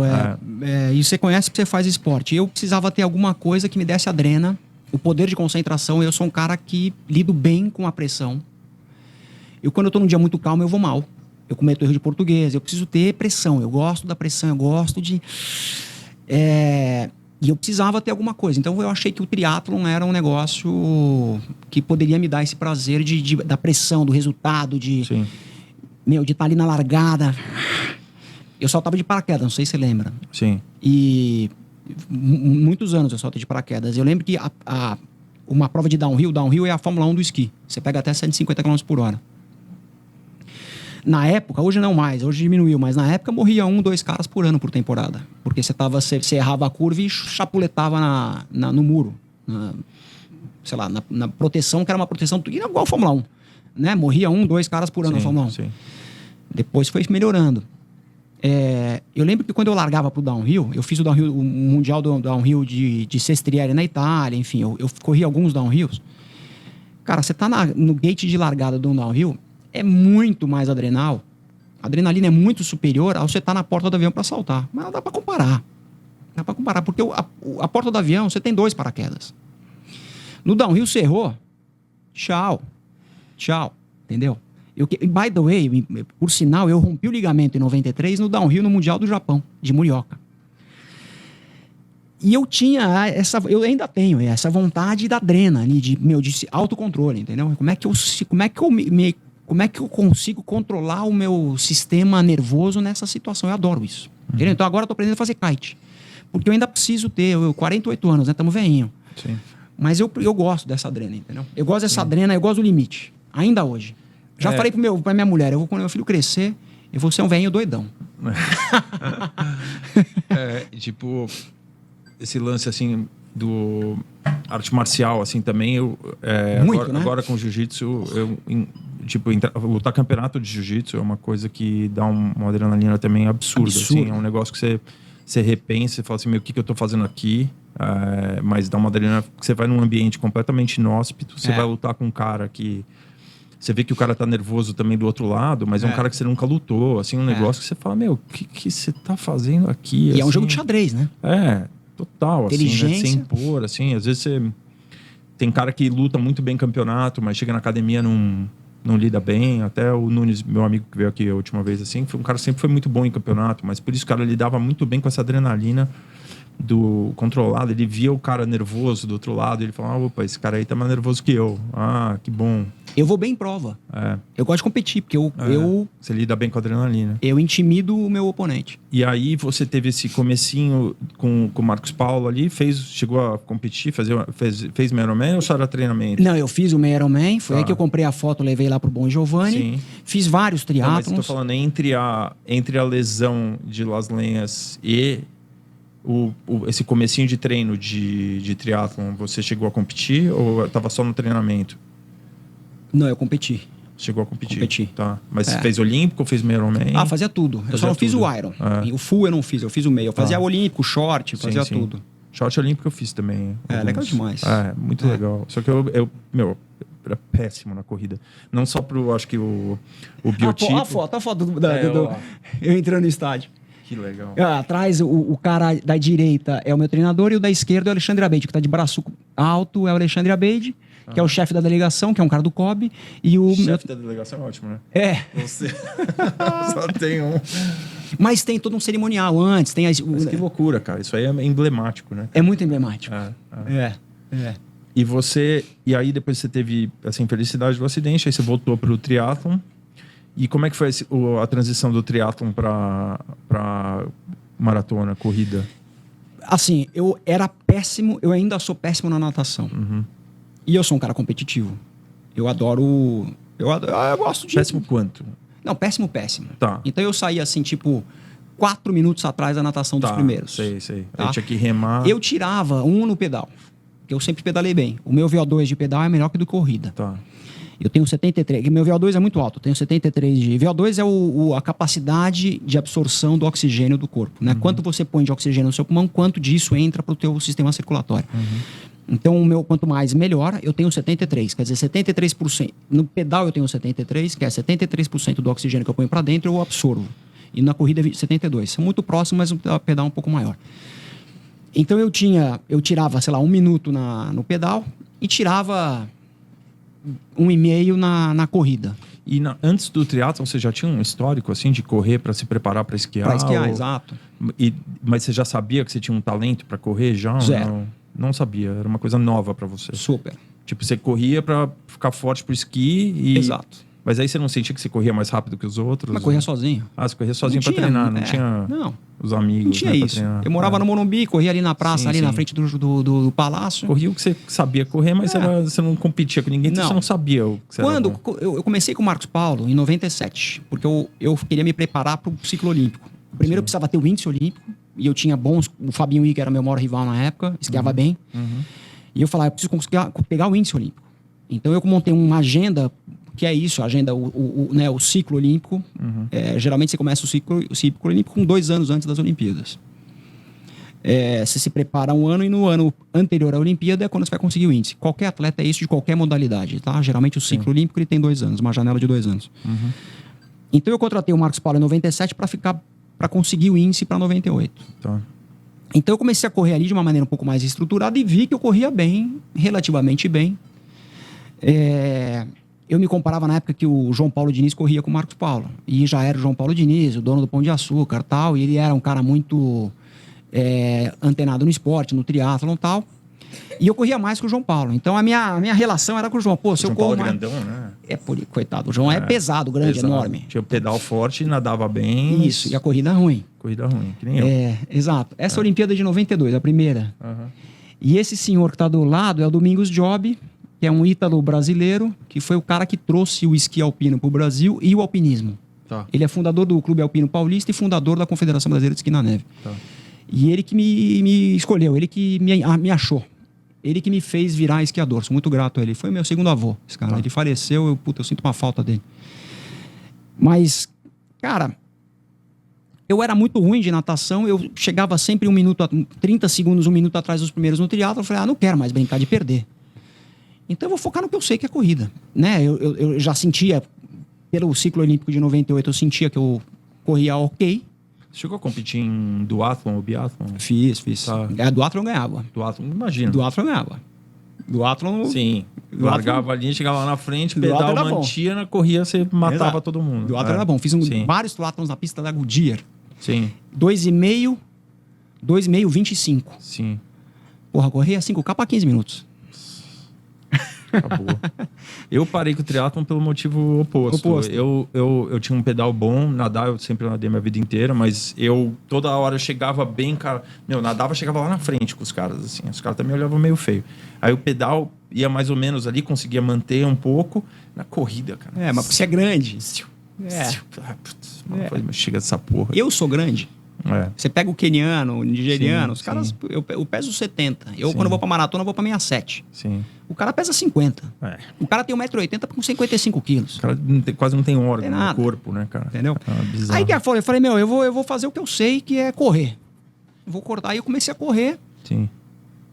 Aí, cara, eu dei um pouco de sorte. A primeira maratona que eu fiz muito bem. Eu tinha um congresso na Bulgária, em Varna, que acabava no domingo. Eu falei, eu vou antecipar um pouco.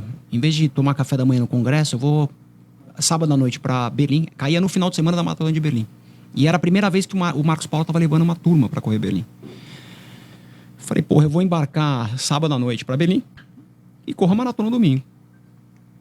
E como é que foi a minha primeira maratona? Tinha lá, sei lá, os 4, 5 caras do Marcos Paulo que corriam pior do que eu. Eu vou largar para tanto, ritmo para tanto, tal. Eu falei, se esses caras que correm um pouco pior que eu vão largar para esse ritmo, eu vou junto.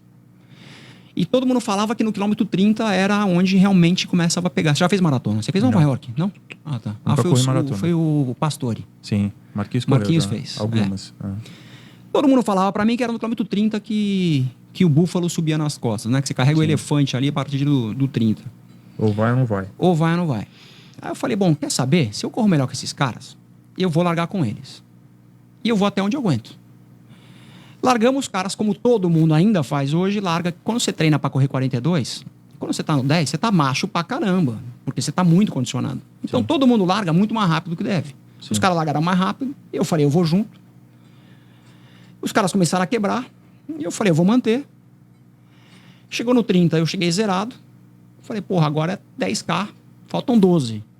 Aí você a cabeça, né? Eu vou 10K é o que eu sei correr. É o que eu melhor gosto, então falta 10K. Pau. Tirei 1 minuto nos últimos 12K. Quando deu um 38, aí sim eu segui, assim, fudeu. Jura? Aí eu só pensava, cara, eu vou acabar isso aqui, nem que eu vá me arrastando. Eu juro que eu pensava, eu vou me arrastando e chego de cotovelo. Eu vou arrastando o cotovelo, mas eu chego nesse negócio. Uhum. E eu não perdi nada e tirei e negativei. Negativar é você fazer a segunda metade da maratona melhor do que a primeira. Sei. E fiz pra 2 horas e 46. Tá. Que é, assim, na época era um negócio muito louco. Bizarro. A primeira, até hoje, é bizarro. Sim. Primeira maratona que você correu por 2 horas e 46. Aí tocou um sininho na tua cabeça. Você falou, bom, isso aqui eu vou bem nisso aqui. É isso. Aí... Dava aquelas corridas na Praça do Palácio lá, nem sabia que você corria tão bem. Não, eu já fazia triatlon, então eu usei toda a base. Porque o ciclismo também dá muita base. Sim. O ciclismo dá muita força. Sim. Da força muscular e da cardiorrespiratória. Cara, aí eu falei, porra, eu sou bom nisso aqui. Aí isso foi 2004. 2006, eu fui pra Chicago, 3 horas e 11. Quebrei. Assim, andei os últimos 10K e não consegui andar. Lição de humildade. Lição de humildade, meu. Tá. Sabe, a primeira foi o seguinte, sabe lá que você não sabia, foi lá e fez sem saber? Meio na cara e na coragem, fez. Sério? Acidente da primeira, fiz. Sim. A segunda...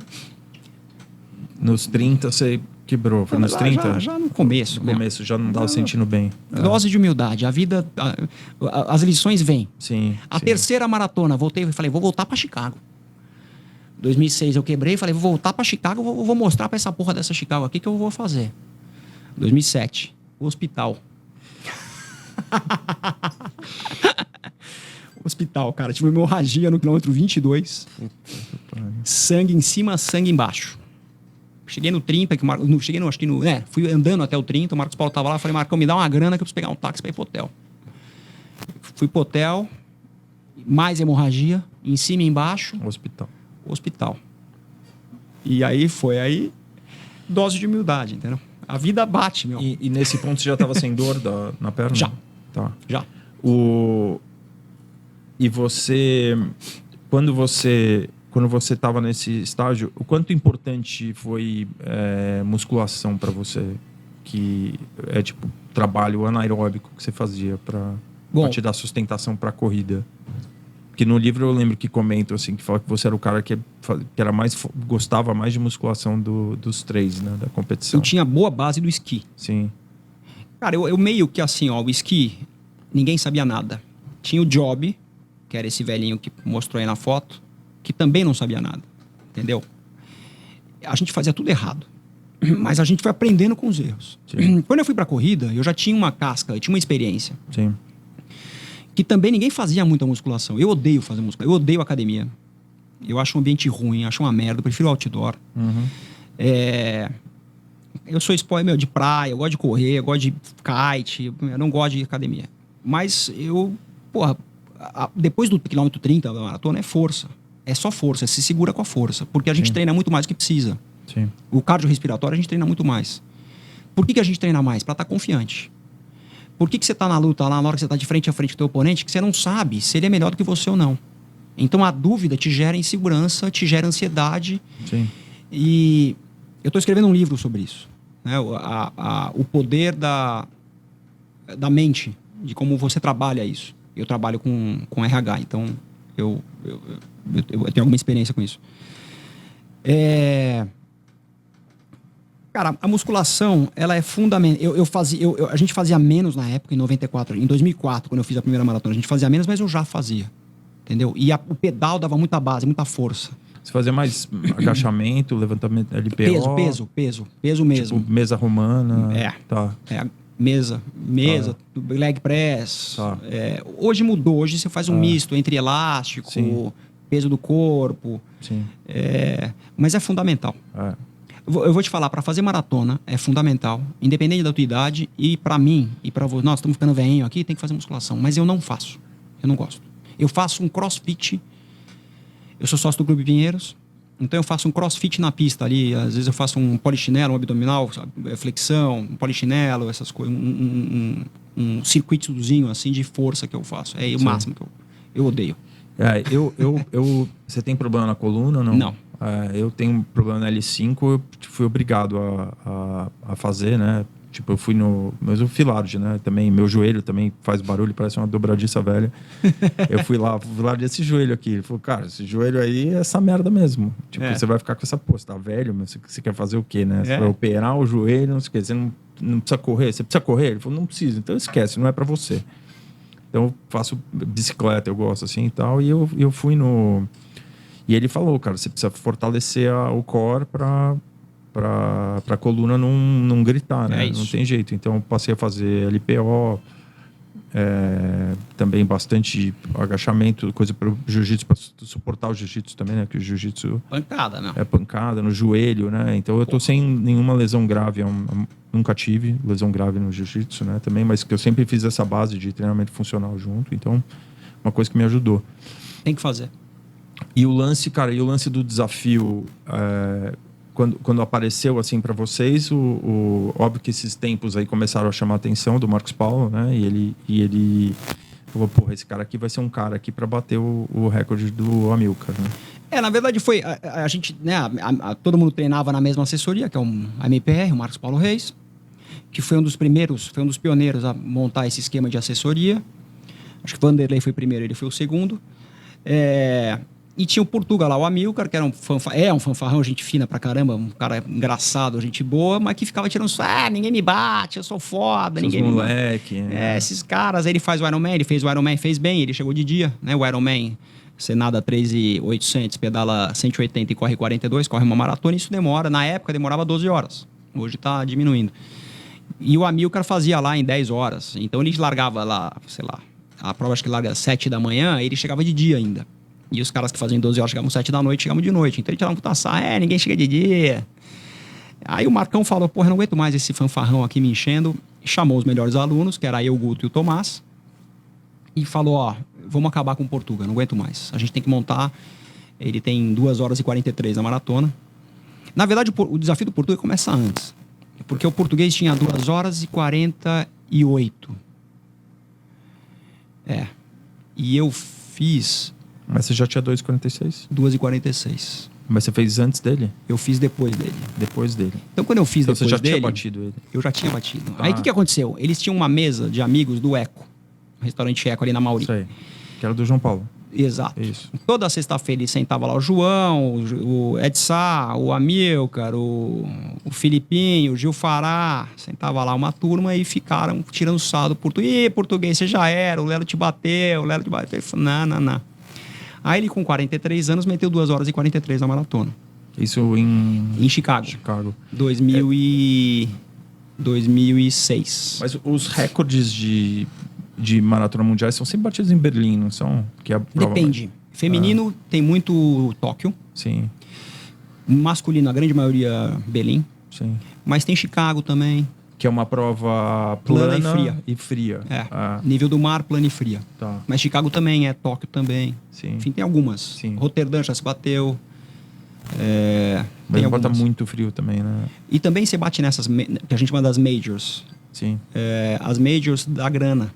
Então os melhores do mundo vão correr por causa do dinheiro. Sim. Entendeu? Então você pega uma prova de Hamburgo, que é uma prova rápida, ninguém vai porque é uma prova que não dá dinheiro. Então os melhores não vão. Tá. Cara, aí o Marcos Paulo... Aí começou, né, os caras enchendo o saco lá do português, e ele foi lá 2h43 em Chicago em 2006. Aí ele voltou a ser o rei do Marcos Paulo e voltou com força. Tá vendo? Com 43 anos, ninguém me bate. Blá, blá, blá, blá. O Marcos Paulo chama todo mundo, a gente foi almoçar no... Como é que chamava lá? Dressing. Fomos almoçar no Dressing, que também era do João. Eu lembro. Em frente ao Yellow ali. Exato. Isso eu lembro. Exato. Fomos lá no Dressing, o português chegou lá também. Não vai bater porra nenhuma, ninguém vai bater e tal. E aí a gente ficou, treinamos loucamente, os três. No meio do caminho eu separo da Juba. A prova era em setembro, eu separei em maio. Tá. Vida louca. Eu separei, cara, 12 anos lá com a mesma mulher. Tudo que você passou. Morando um ano fora. Não via ninguém. Eu voltei e falei, agora... Então eu saía sexta-feira. A gente saía 2 vezes por semana. Eu e o Gil Fará. A gente saía tipo quarta-feira e Gil sexta. até hoje, né? Gil até hoje. Agora ele casou, né? Casou, tá com um Mas casou filho. agora há pouco. Agora. A gente saía, sei lá, quarta-feira pra jantar no Japinha. Tomava lá 2, 3 cervejinhas, mas dava uma risada. Sexta-feira era festa na casa dele. E sábado a gente ia na disco. E na outra semana repetia. Quarta era o jantar japonês, só que em vez de ser festa na casa dele, era festa na minha. E sábado disco. Isso trabalhando e treinando. Trabalhando mais ou menos, né? Trabalhando e aí já... Dando uma enganada. Não, alguma coisa você não vai fazer direito. Sim, claro. Porque eu tava absolutamente fissurado em bater o português. Sim. E na balada, e mulherada, e cerveja. Então eu lembro que a gente saía, essas festas pegavam fogo na minha casa ou na casa dele. A gente acabava, sei lá, 4, 5 horas da manhã. Eu dormia das 4 às 8. Ia pra USP e metia lá 36K de corrida. Meio bêbado ainda. Insano. Aí eu voltava, tomava um banho, comia. E aí eu dormia umas 4, 5 horas da tarde. Sei lá, das 2 às 6. Dormia. Acordava zerado e balada de novo. Beleza. Beleza. Maravilha. Tudo que o organismo... Nossa. Quantos anos você tinha, né? 2009. Eu tinha 37. Ainda tá ok. Ainda dá. Cara, aí a gente foi pra Berlim em 2009 e eu bati o Portuga. Eu fui o primeiro dos 3 a bater o Portuga. O Tomás, que também ia pra Berlim, acabou se machucando e teve que prorrogar. E ele foi pra Chicago, que é um mês depois. E o Guto também foi comigo, que eram os 3 melhores alunos do Marcos Paulo. O Guto foi comigo pra Berlim e quebrou em Berlim. Só que no meio do caminho tem uma história que faz... Quem precisa ler o livro. Você leu tudo, né? Li. Tem a história lá do Felipe Wright e tal, e o Guto faz uma homenagem pro Felipe e tem que completar a prova. Enfim, ele completa a prova todo atrapalhado lá. Mas ele tem que ler o livro, que eu não vou contar. Livro Operação Portuga. O livro Operação Portuga. Cara, aí começa... É muito bem escrito, aliás. É muito bem escrito. Porque, às vezes, a história... Óbvio que a história é fascinante, é muito boa a história, mas... às vezes se o livro não é bem escrito assim, você fica meio perdido, a história de um, da história do outro, não sei o quê, e ele transita muito bem entre as histórias. Isso. E chega no final, né, e conta Exato. A história, né, e apesar da tua história ser muito impressionante, né, tem a história do Felipe e do Guto, assim, que é uma coisa que vale a pena ler mesmo, porque tem outro lado, né? Outro sentimento, assim, né? De superação, muito bacana. Eu acho que a minha história é boa, mas não é a melhor. A história, se não tivesse o Guto, não teria o livro. Sim. Entendeu? Não teria todo... Então, o Guto foi ali a peça fundamental para sair, para ter o livro. Sim. E o livro, como é que foi? Tinha um jornalista, que é o Sérgio Xavier, que era um executivo super bem sucedido na Abril. Ele era o chefe do núcleo da Runner's World, que era uma revista de corrida, da Men's Health, Women's Health, da Placar, da 4 Rodas e da Playboy também. Ele era dono todos desses títulos lá da Abril. Ele era no corredor, começou a ler as histórias. O Marcos Paulo tinha lá o site dele, colocou a minha história. Ele começou a ver que tinha algo, começou a investigar, como bom jornalista que é. Começou a investigar e falou, isso aqui, vou escrever um livro.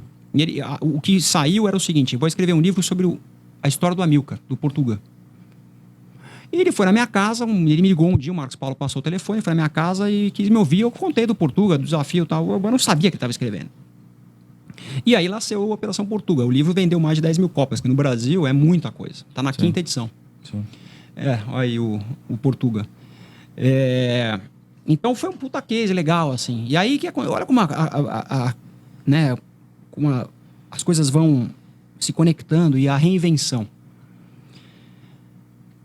As empresas começavam a ler, os RHs das empresas começavam a ler. Eu já trabalhava com RH, Começaram a me chamar para palestra, eu começo a fazer palestra. Aí eu conheci a Renata Veneri, que era diretora de uma rádio da Bradesco, era a Bradesco Esportes FM na época, que era uma rádio do Grupo Bandeirantes.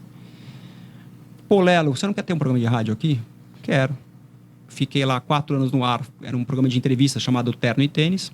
Eu tinha, né, os executivos que eu conhecia, então eu entrevistava executivos que praticavam esporte e tinham muito sucesso na vida executiva. Aí eu virei colunista da revista Runner's World, que já não era mais da Abril, já estava em outra editora, a do Kaka Zugaray.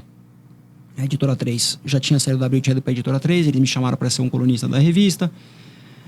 Eu virei garoto propaganda da ASICS, fui garoto propaganda da ASICS de 2010 até uns 2007, 7 anos. Eu te lembro, ver você nas lojas. Exato.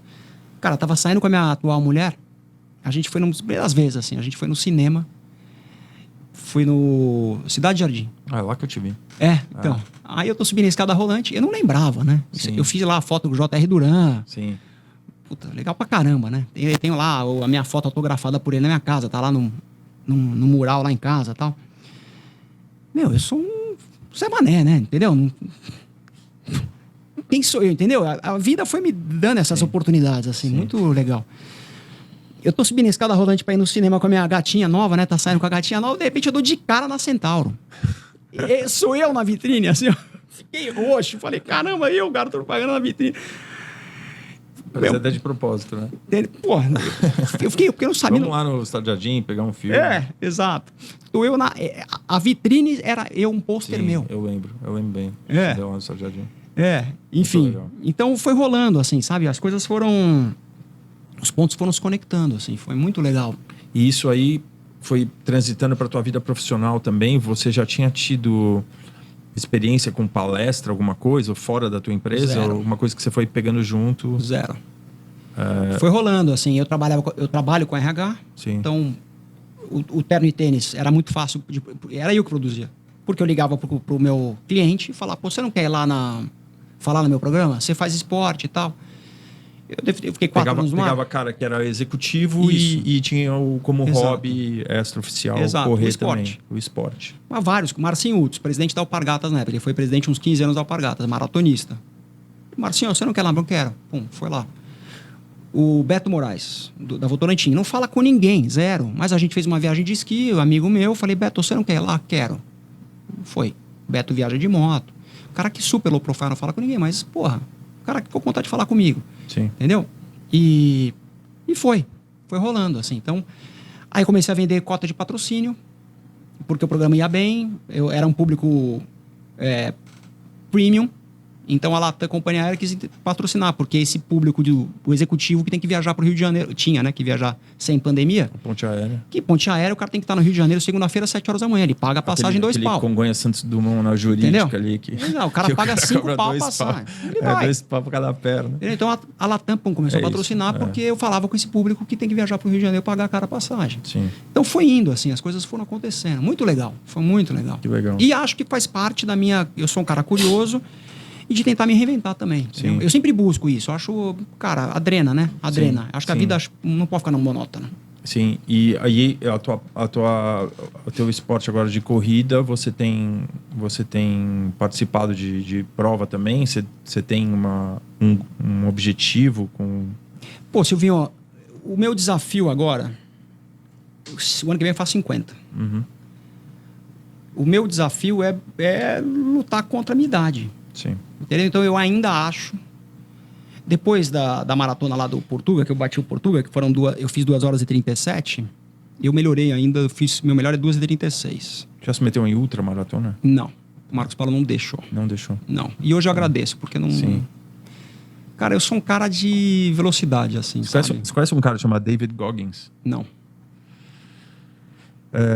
Ele é basicamente ele é um cara que teve uma infância muito difícil, né? E ele é um Navy SEAL. Ele cumpriu 3 treinamentos lá. Ele tem um livro. Tem um livro. Eu comprei o livro, ainda não li. Que é ele com o uniforme na capa.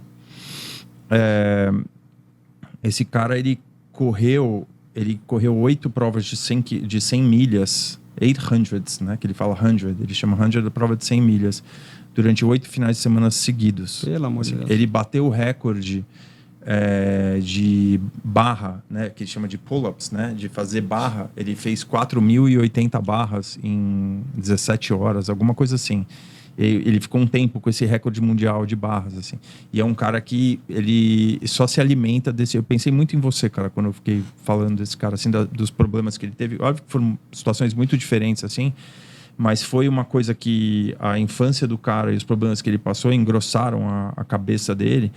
E ele só consegue ficar feliz ou desenvolver a vida dele se ele tá nessa situação, assim, desse limite, assim, que o cara chega para ele e fala assim, meu, esquece, você nunca vai ser atleta, não sei o quê, sabe? Ele foi fazer uma palestra do MIT e falou assim, meu, você não é super-homem também. Falou alguma coisa para ele, pô, cara, você tá enganado. Tudo que você conseguir, né, que tua cabeça forçar, você consegue.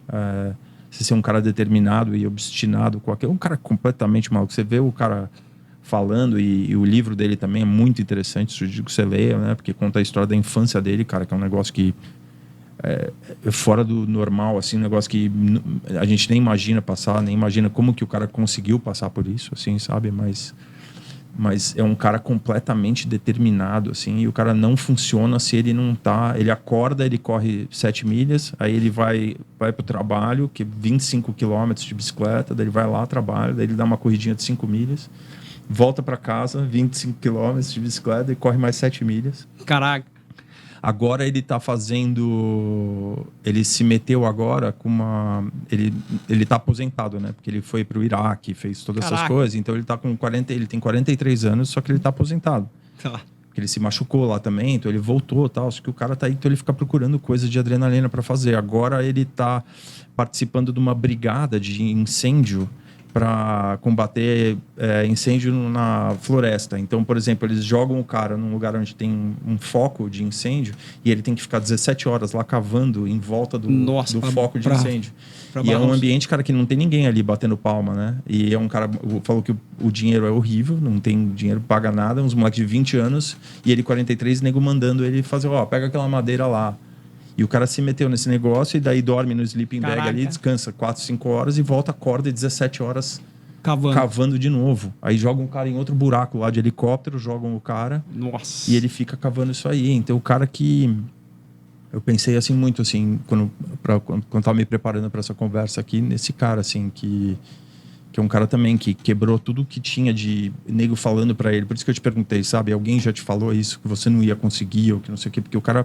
pensou isso e falou, meu, tipo, sabe, mandou o cara merda, assim. Falou, não, pra mim, consigo.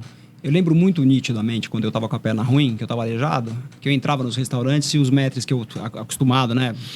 Que te conheciam. Eu olhava e falava, você vê no olho. Sei. Hoje eu sei um deficiente, o que ele sente. Sei. Porque eu fui deficiente. Sei. Então você vê no olho, o cara não precisa falar nada, que ele tá sentindo pena de você. Sei. E eu olhava pra esses caras e falava, você tá enganado. Você tá enganado, eu vou ficar bom. Entendeu? Eu tinha isso, foi muito forte, assim. Eu sempre tive certeza que ia ficar bom. Sempre. Eu briguei com Deus lá umas 3, 4 vezes, mas eu sempre tive certeza que ia ficar bom. A questão da maratona, não, assim. Não, eu acho que... Cara, eu me divirto. Entendeu? Eu me divirto. Eu me divirto no meu trabalho, eu me divirto correndo maratona, eu me divirto treinando. Eu faço amigos, eu tô aqui falando pra você, eu acho divertido. Entendeu? É muito adrenalina quando você está na largada de uma maratona, porque você tem o medo de, será que eu treinei o suficiente? Então eu me divirto. Assim, mas você tem uma obsessão pelo... Não. Eu não tenho vontade de provar nada para ninguém. Sim. Hoje eu olho e falo, eu só preciso tomar cuidado com meu filho. Entendeu? Eu não preciso provar nada para ele, mas eu tenho que tomar cuidado para ele ter um pai. Que isso foi o início da nossa conversa ali, né? No Instagram de educação. É uma coisa que eu me preocupo muito também, porque a gente, né, tem a condição de dar uma vida confortável para isso. E você, por um acaso do destino, você teve um desvio de rota que dificultou muito a tua vida, né? Mas a tendência deles, assim, nesse meio protegido que eles vivem, é ter uma segurança muito grande, né? Então, como você preparar esse cara para a vida com todo esse conforto e toda essa segurança que eles têm normalmente, né? No dia a dia. Olha, é uma baita pergunta, tá? E eu tenho a minha tese, que eu estou escrevendo o livro em cima dessa tese. Eu acho que na vida a gente precisa ter uma ruptura, tá? Você fala, foi a fratura? Não. A fratura não foi uma ruptura. Ali foi um momento de instabilidade física. A ruptura eu tive com meu pai. Entendeu? E eu acredito que só através de uma ruptura, a gente não pode falar que 100%, mas a grande maioria dos casos que eu vi, existiu alguma ruptura para a pessoa se desenvolver. Ninguém que fica embaixo da asa do pai e da mãe, ou de um ecossistema familiar, que não seja pai e mãe, ninguém que fica embaixo dessa asa há muito tempo consegue se desenvolver em qualquer coisa. Não estou nem falando de financeiro aqui. O que eu quero dizer? Eu acho que a ruptura faz a gente crescer. Entendeu? Então eu não vou dar para o meu filho, eu não estou nem falando de bens materiais, mas em algum momento eu vou dar alguma ruptura para o meu filho para ele ter que se virar. Entendeu? Porque por mais o amor que eu tenha por ele, o cuidado, que ele tem 6 anos hoje, a minha obrigação é só dar amor para ele. A nossa educação é de muito amor. Mas em algum momento, quando ele estiver já em condições, ele vai ter uma ruptura. Entendeu? Por mais amor que eu tenha, eu vou ter que fazer isso para o bem e desenvolvimento dele. Entendeu? No meu caso, o meu pai foi um cara muito bem sucedido e que perdeu todo o dinheiro. Mas mais do que isso, o meu pai sempre foi um cara muito bem sucedido, que é um cara de um egocentrismo muito grande. E que tudo tem que girar em torno dele. O dia, ele ainda tinha grana, mas quando eu parei de competir na neve, eu não quis trabalhar com ele. Eu quis construir minha própria vida. E a partir do momento que eu falei não para ele, não quero mais trabalhar com você, rompeu.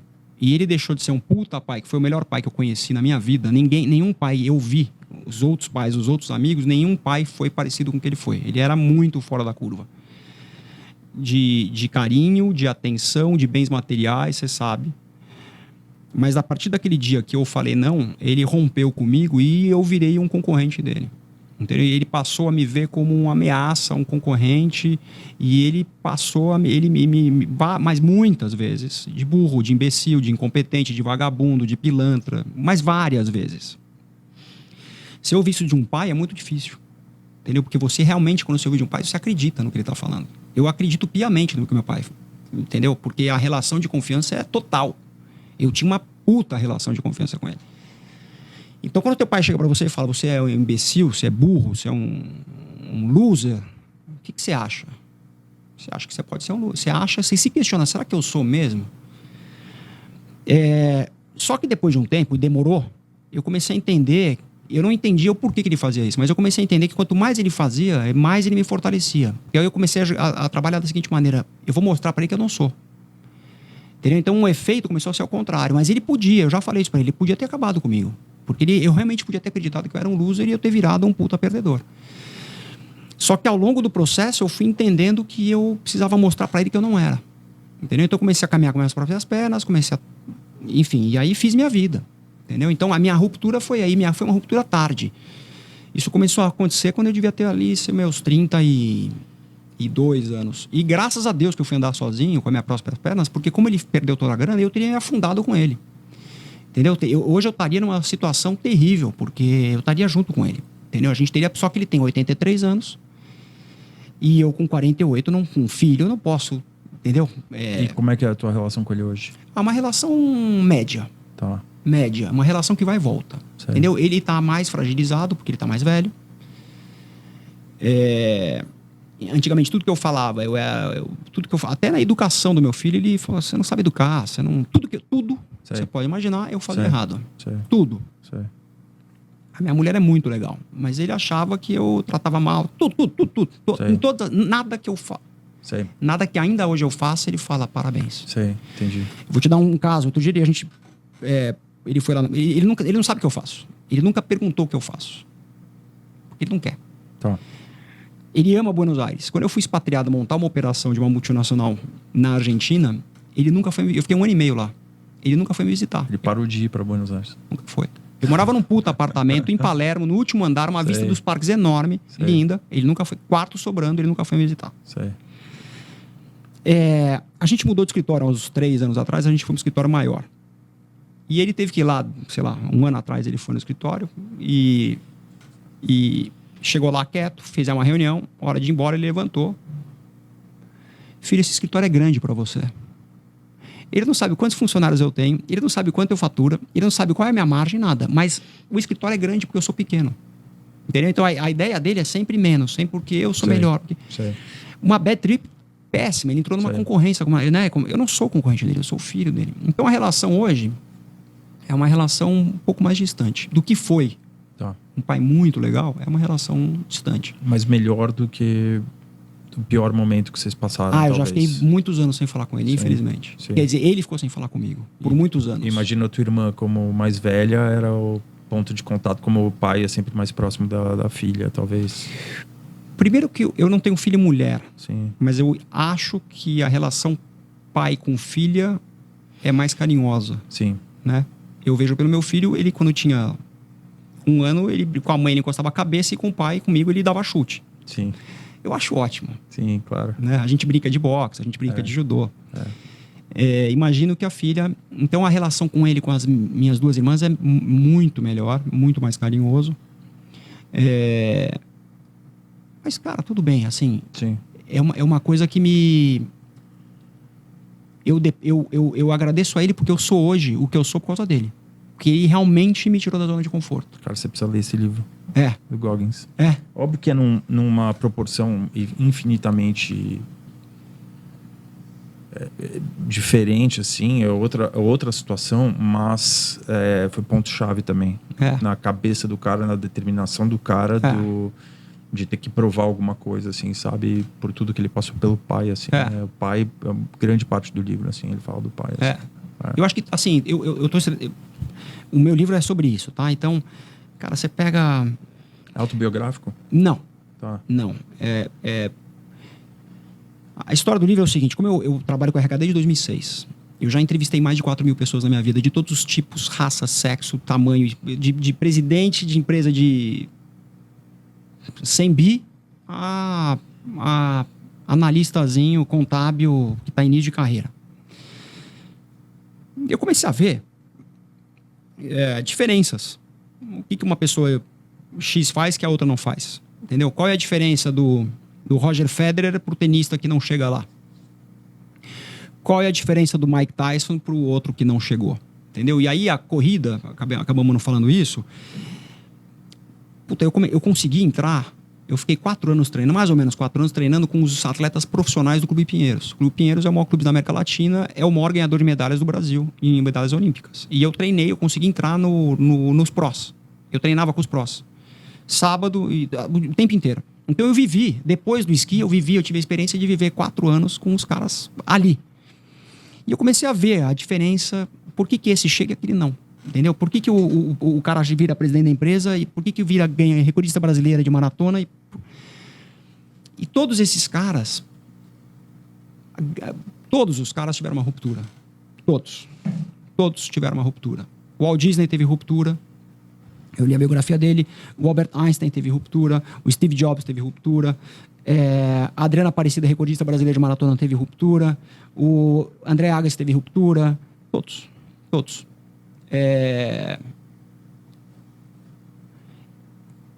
O meu livro é isso. É a importância de ruptura, a importância de perder, a importância de ganhar, O livro é sobre performance. Como é que essas pessoas... Então é sobre essas pessoas. Como é que essas pessoas têm performance? O que ela faz a mais? O que ela faz de diferente que ela consegue e o outro que está fazendo a mesma coisa, trabalha na mesma empresa, um chega, outro não. Qual a diferença? Entendeu? Qual é a diferença? Tem uma diferença. Está no livro. Eu tô acabando de escrever agora, no final do mês. Tá no finalzinho? Tô. Que coisa. Do primeiro livro?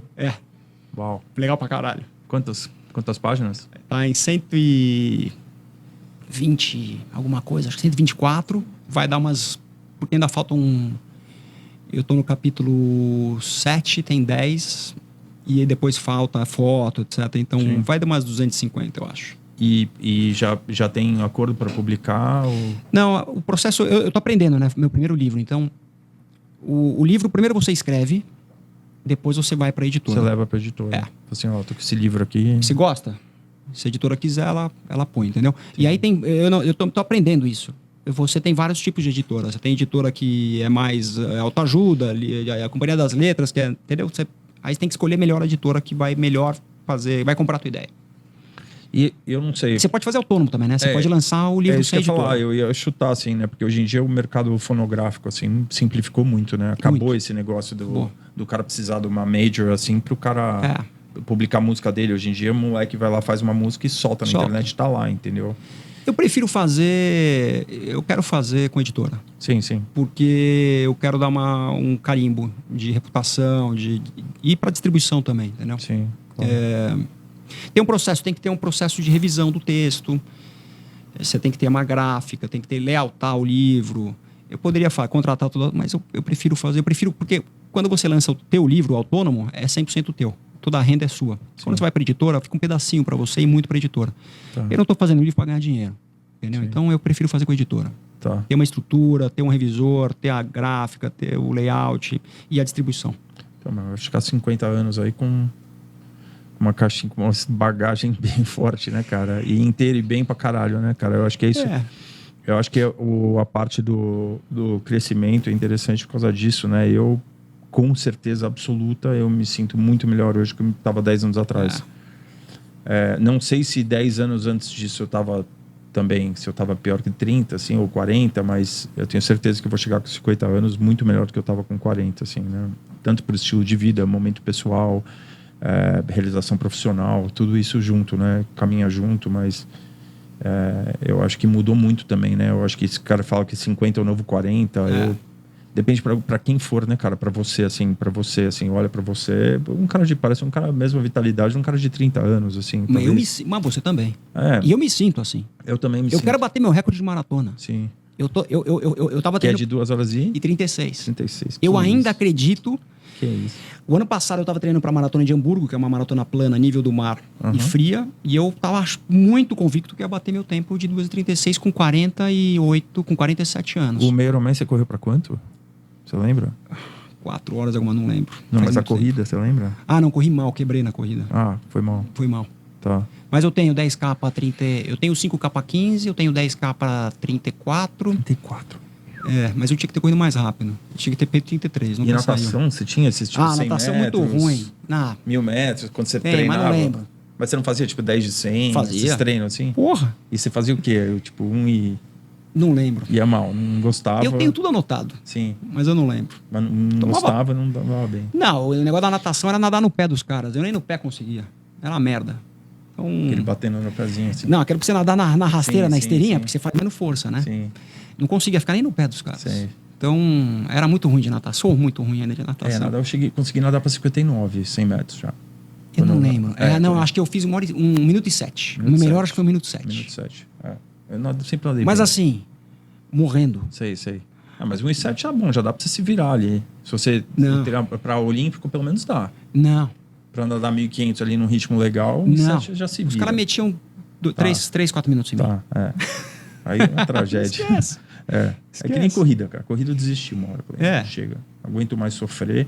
E meu joelho e tornozelo pagaram a conta. Também, porque Mas eu acho que é isso. Acho que você falou bem. Acho que a questão agora é envelhecer bem.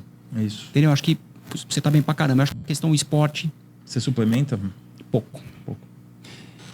Parte do livro eu vou falar isso. A importância, a gente tem que ter... comer bem, dormir bem, fazer esporte. E eu agora faz 5 anos que eu coloquei na minha vida meditação. E eu fiz a maratona de Boston em 2019, eu fiz bem em Boston. Fiz por 2 horas e 40. Meu melhor em Boston é 2h39. 2019. Porra, agora? E eu fiz... Boston é uma maratona muito difícil. Sim.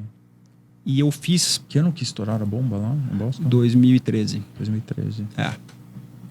Sempre eu fiz 2014. Tinha muitos brasileiros. Tinha muitos brasileiros. Não pegou ninguém. Aquilo, cara. Eu tinha um amigo meu que estava treinando ele. Eu ajudei ele a fazer Boston. E eu liguei pra ele. Ele falou... Eu falei, vocês estão bem? Ele falou, o que aconteceu? Eu falei, pô, teve que estar tentado. Morreu o cara aí. Que ele chegou antes. Chegou antes. Ele nem sabia. Ele estava no hotel e nem sabia. Eu tava te falando, cara, eu fiz Boston bem por causa da meditação. Tá. Porque eu entrei num flow ao longo da prova ali, eu entrei num processo de concentração muito grande e fui bem por causa da meditação. Então, eu acho que a meditação hoje, o que me segura é a meditação. Ainda a performance, ainda consegui, né, ir bem, assim, pro meu nível, obviamente. Claro. com a meditação. Mas com o nível de concentração aumenta muito. Muito. É o que você falou, cara. Eu também tô na melhor fase da vida, porque você tá mais vivido, mais experiente, ainda fisicamente ainda tá bem.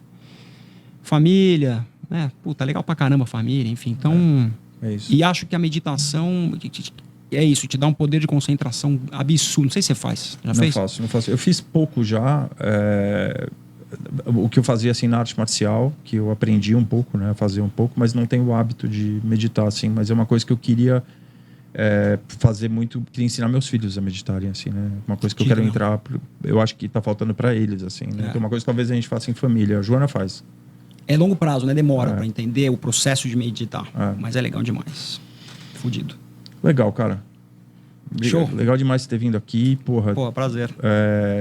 Do caralho a gente bater esse papo aqui. Vamos, quando ficar pronto o livro, volta aqui pra gente conversar de novo. Fechou. Tá bom? Bora. Valeu, meu irmãozão. Obrigado pelo convite. Obrigado. Bom te ver, né? Valeu, bom te ver pra caralho. Valeu.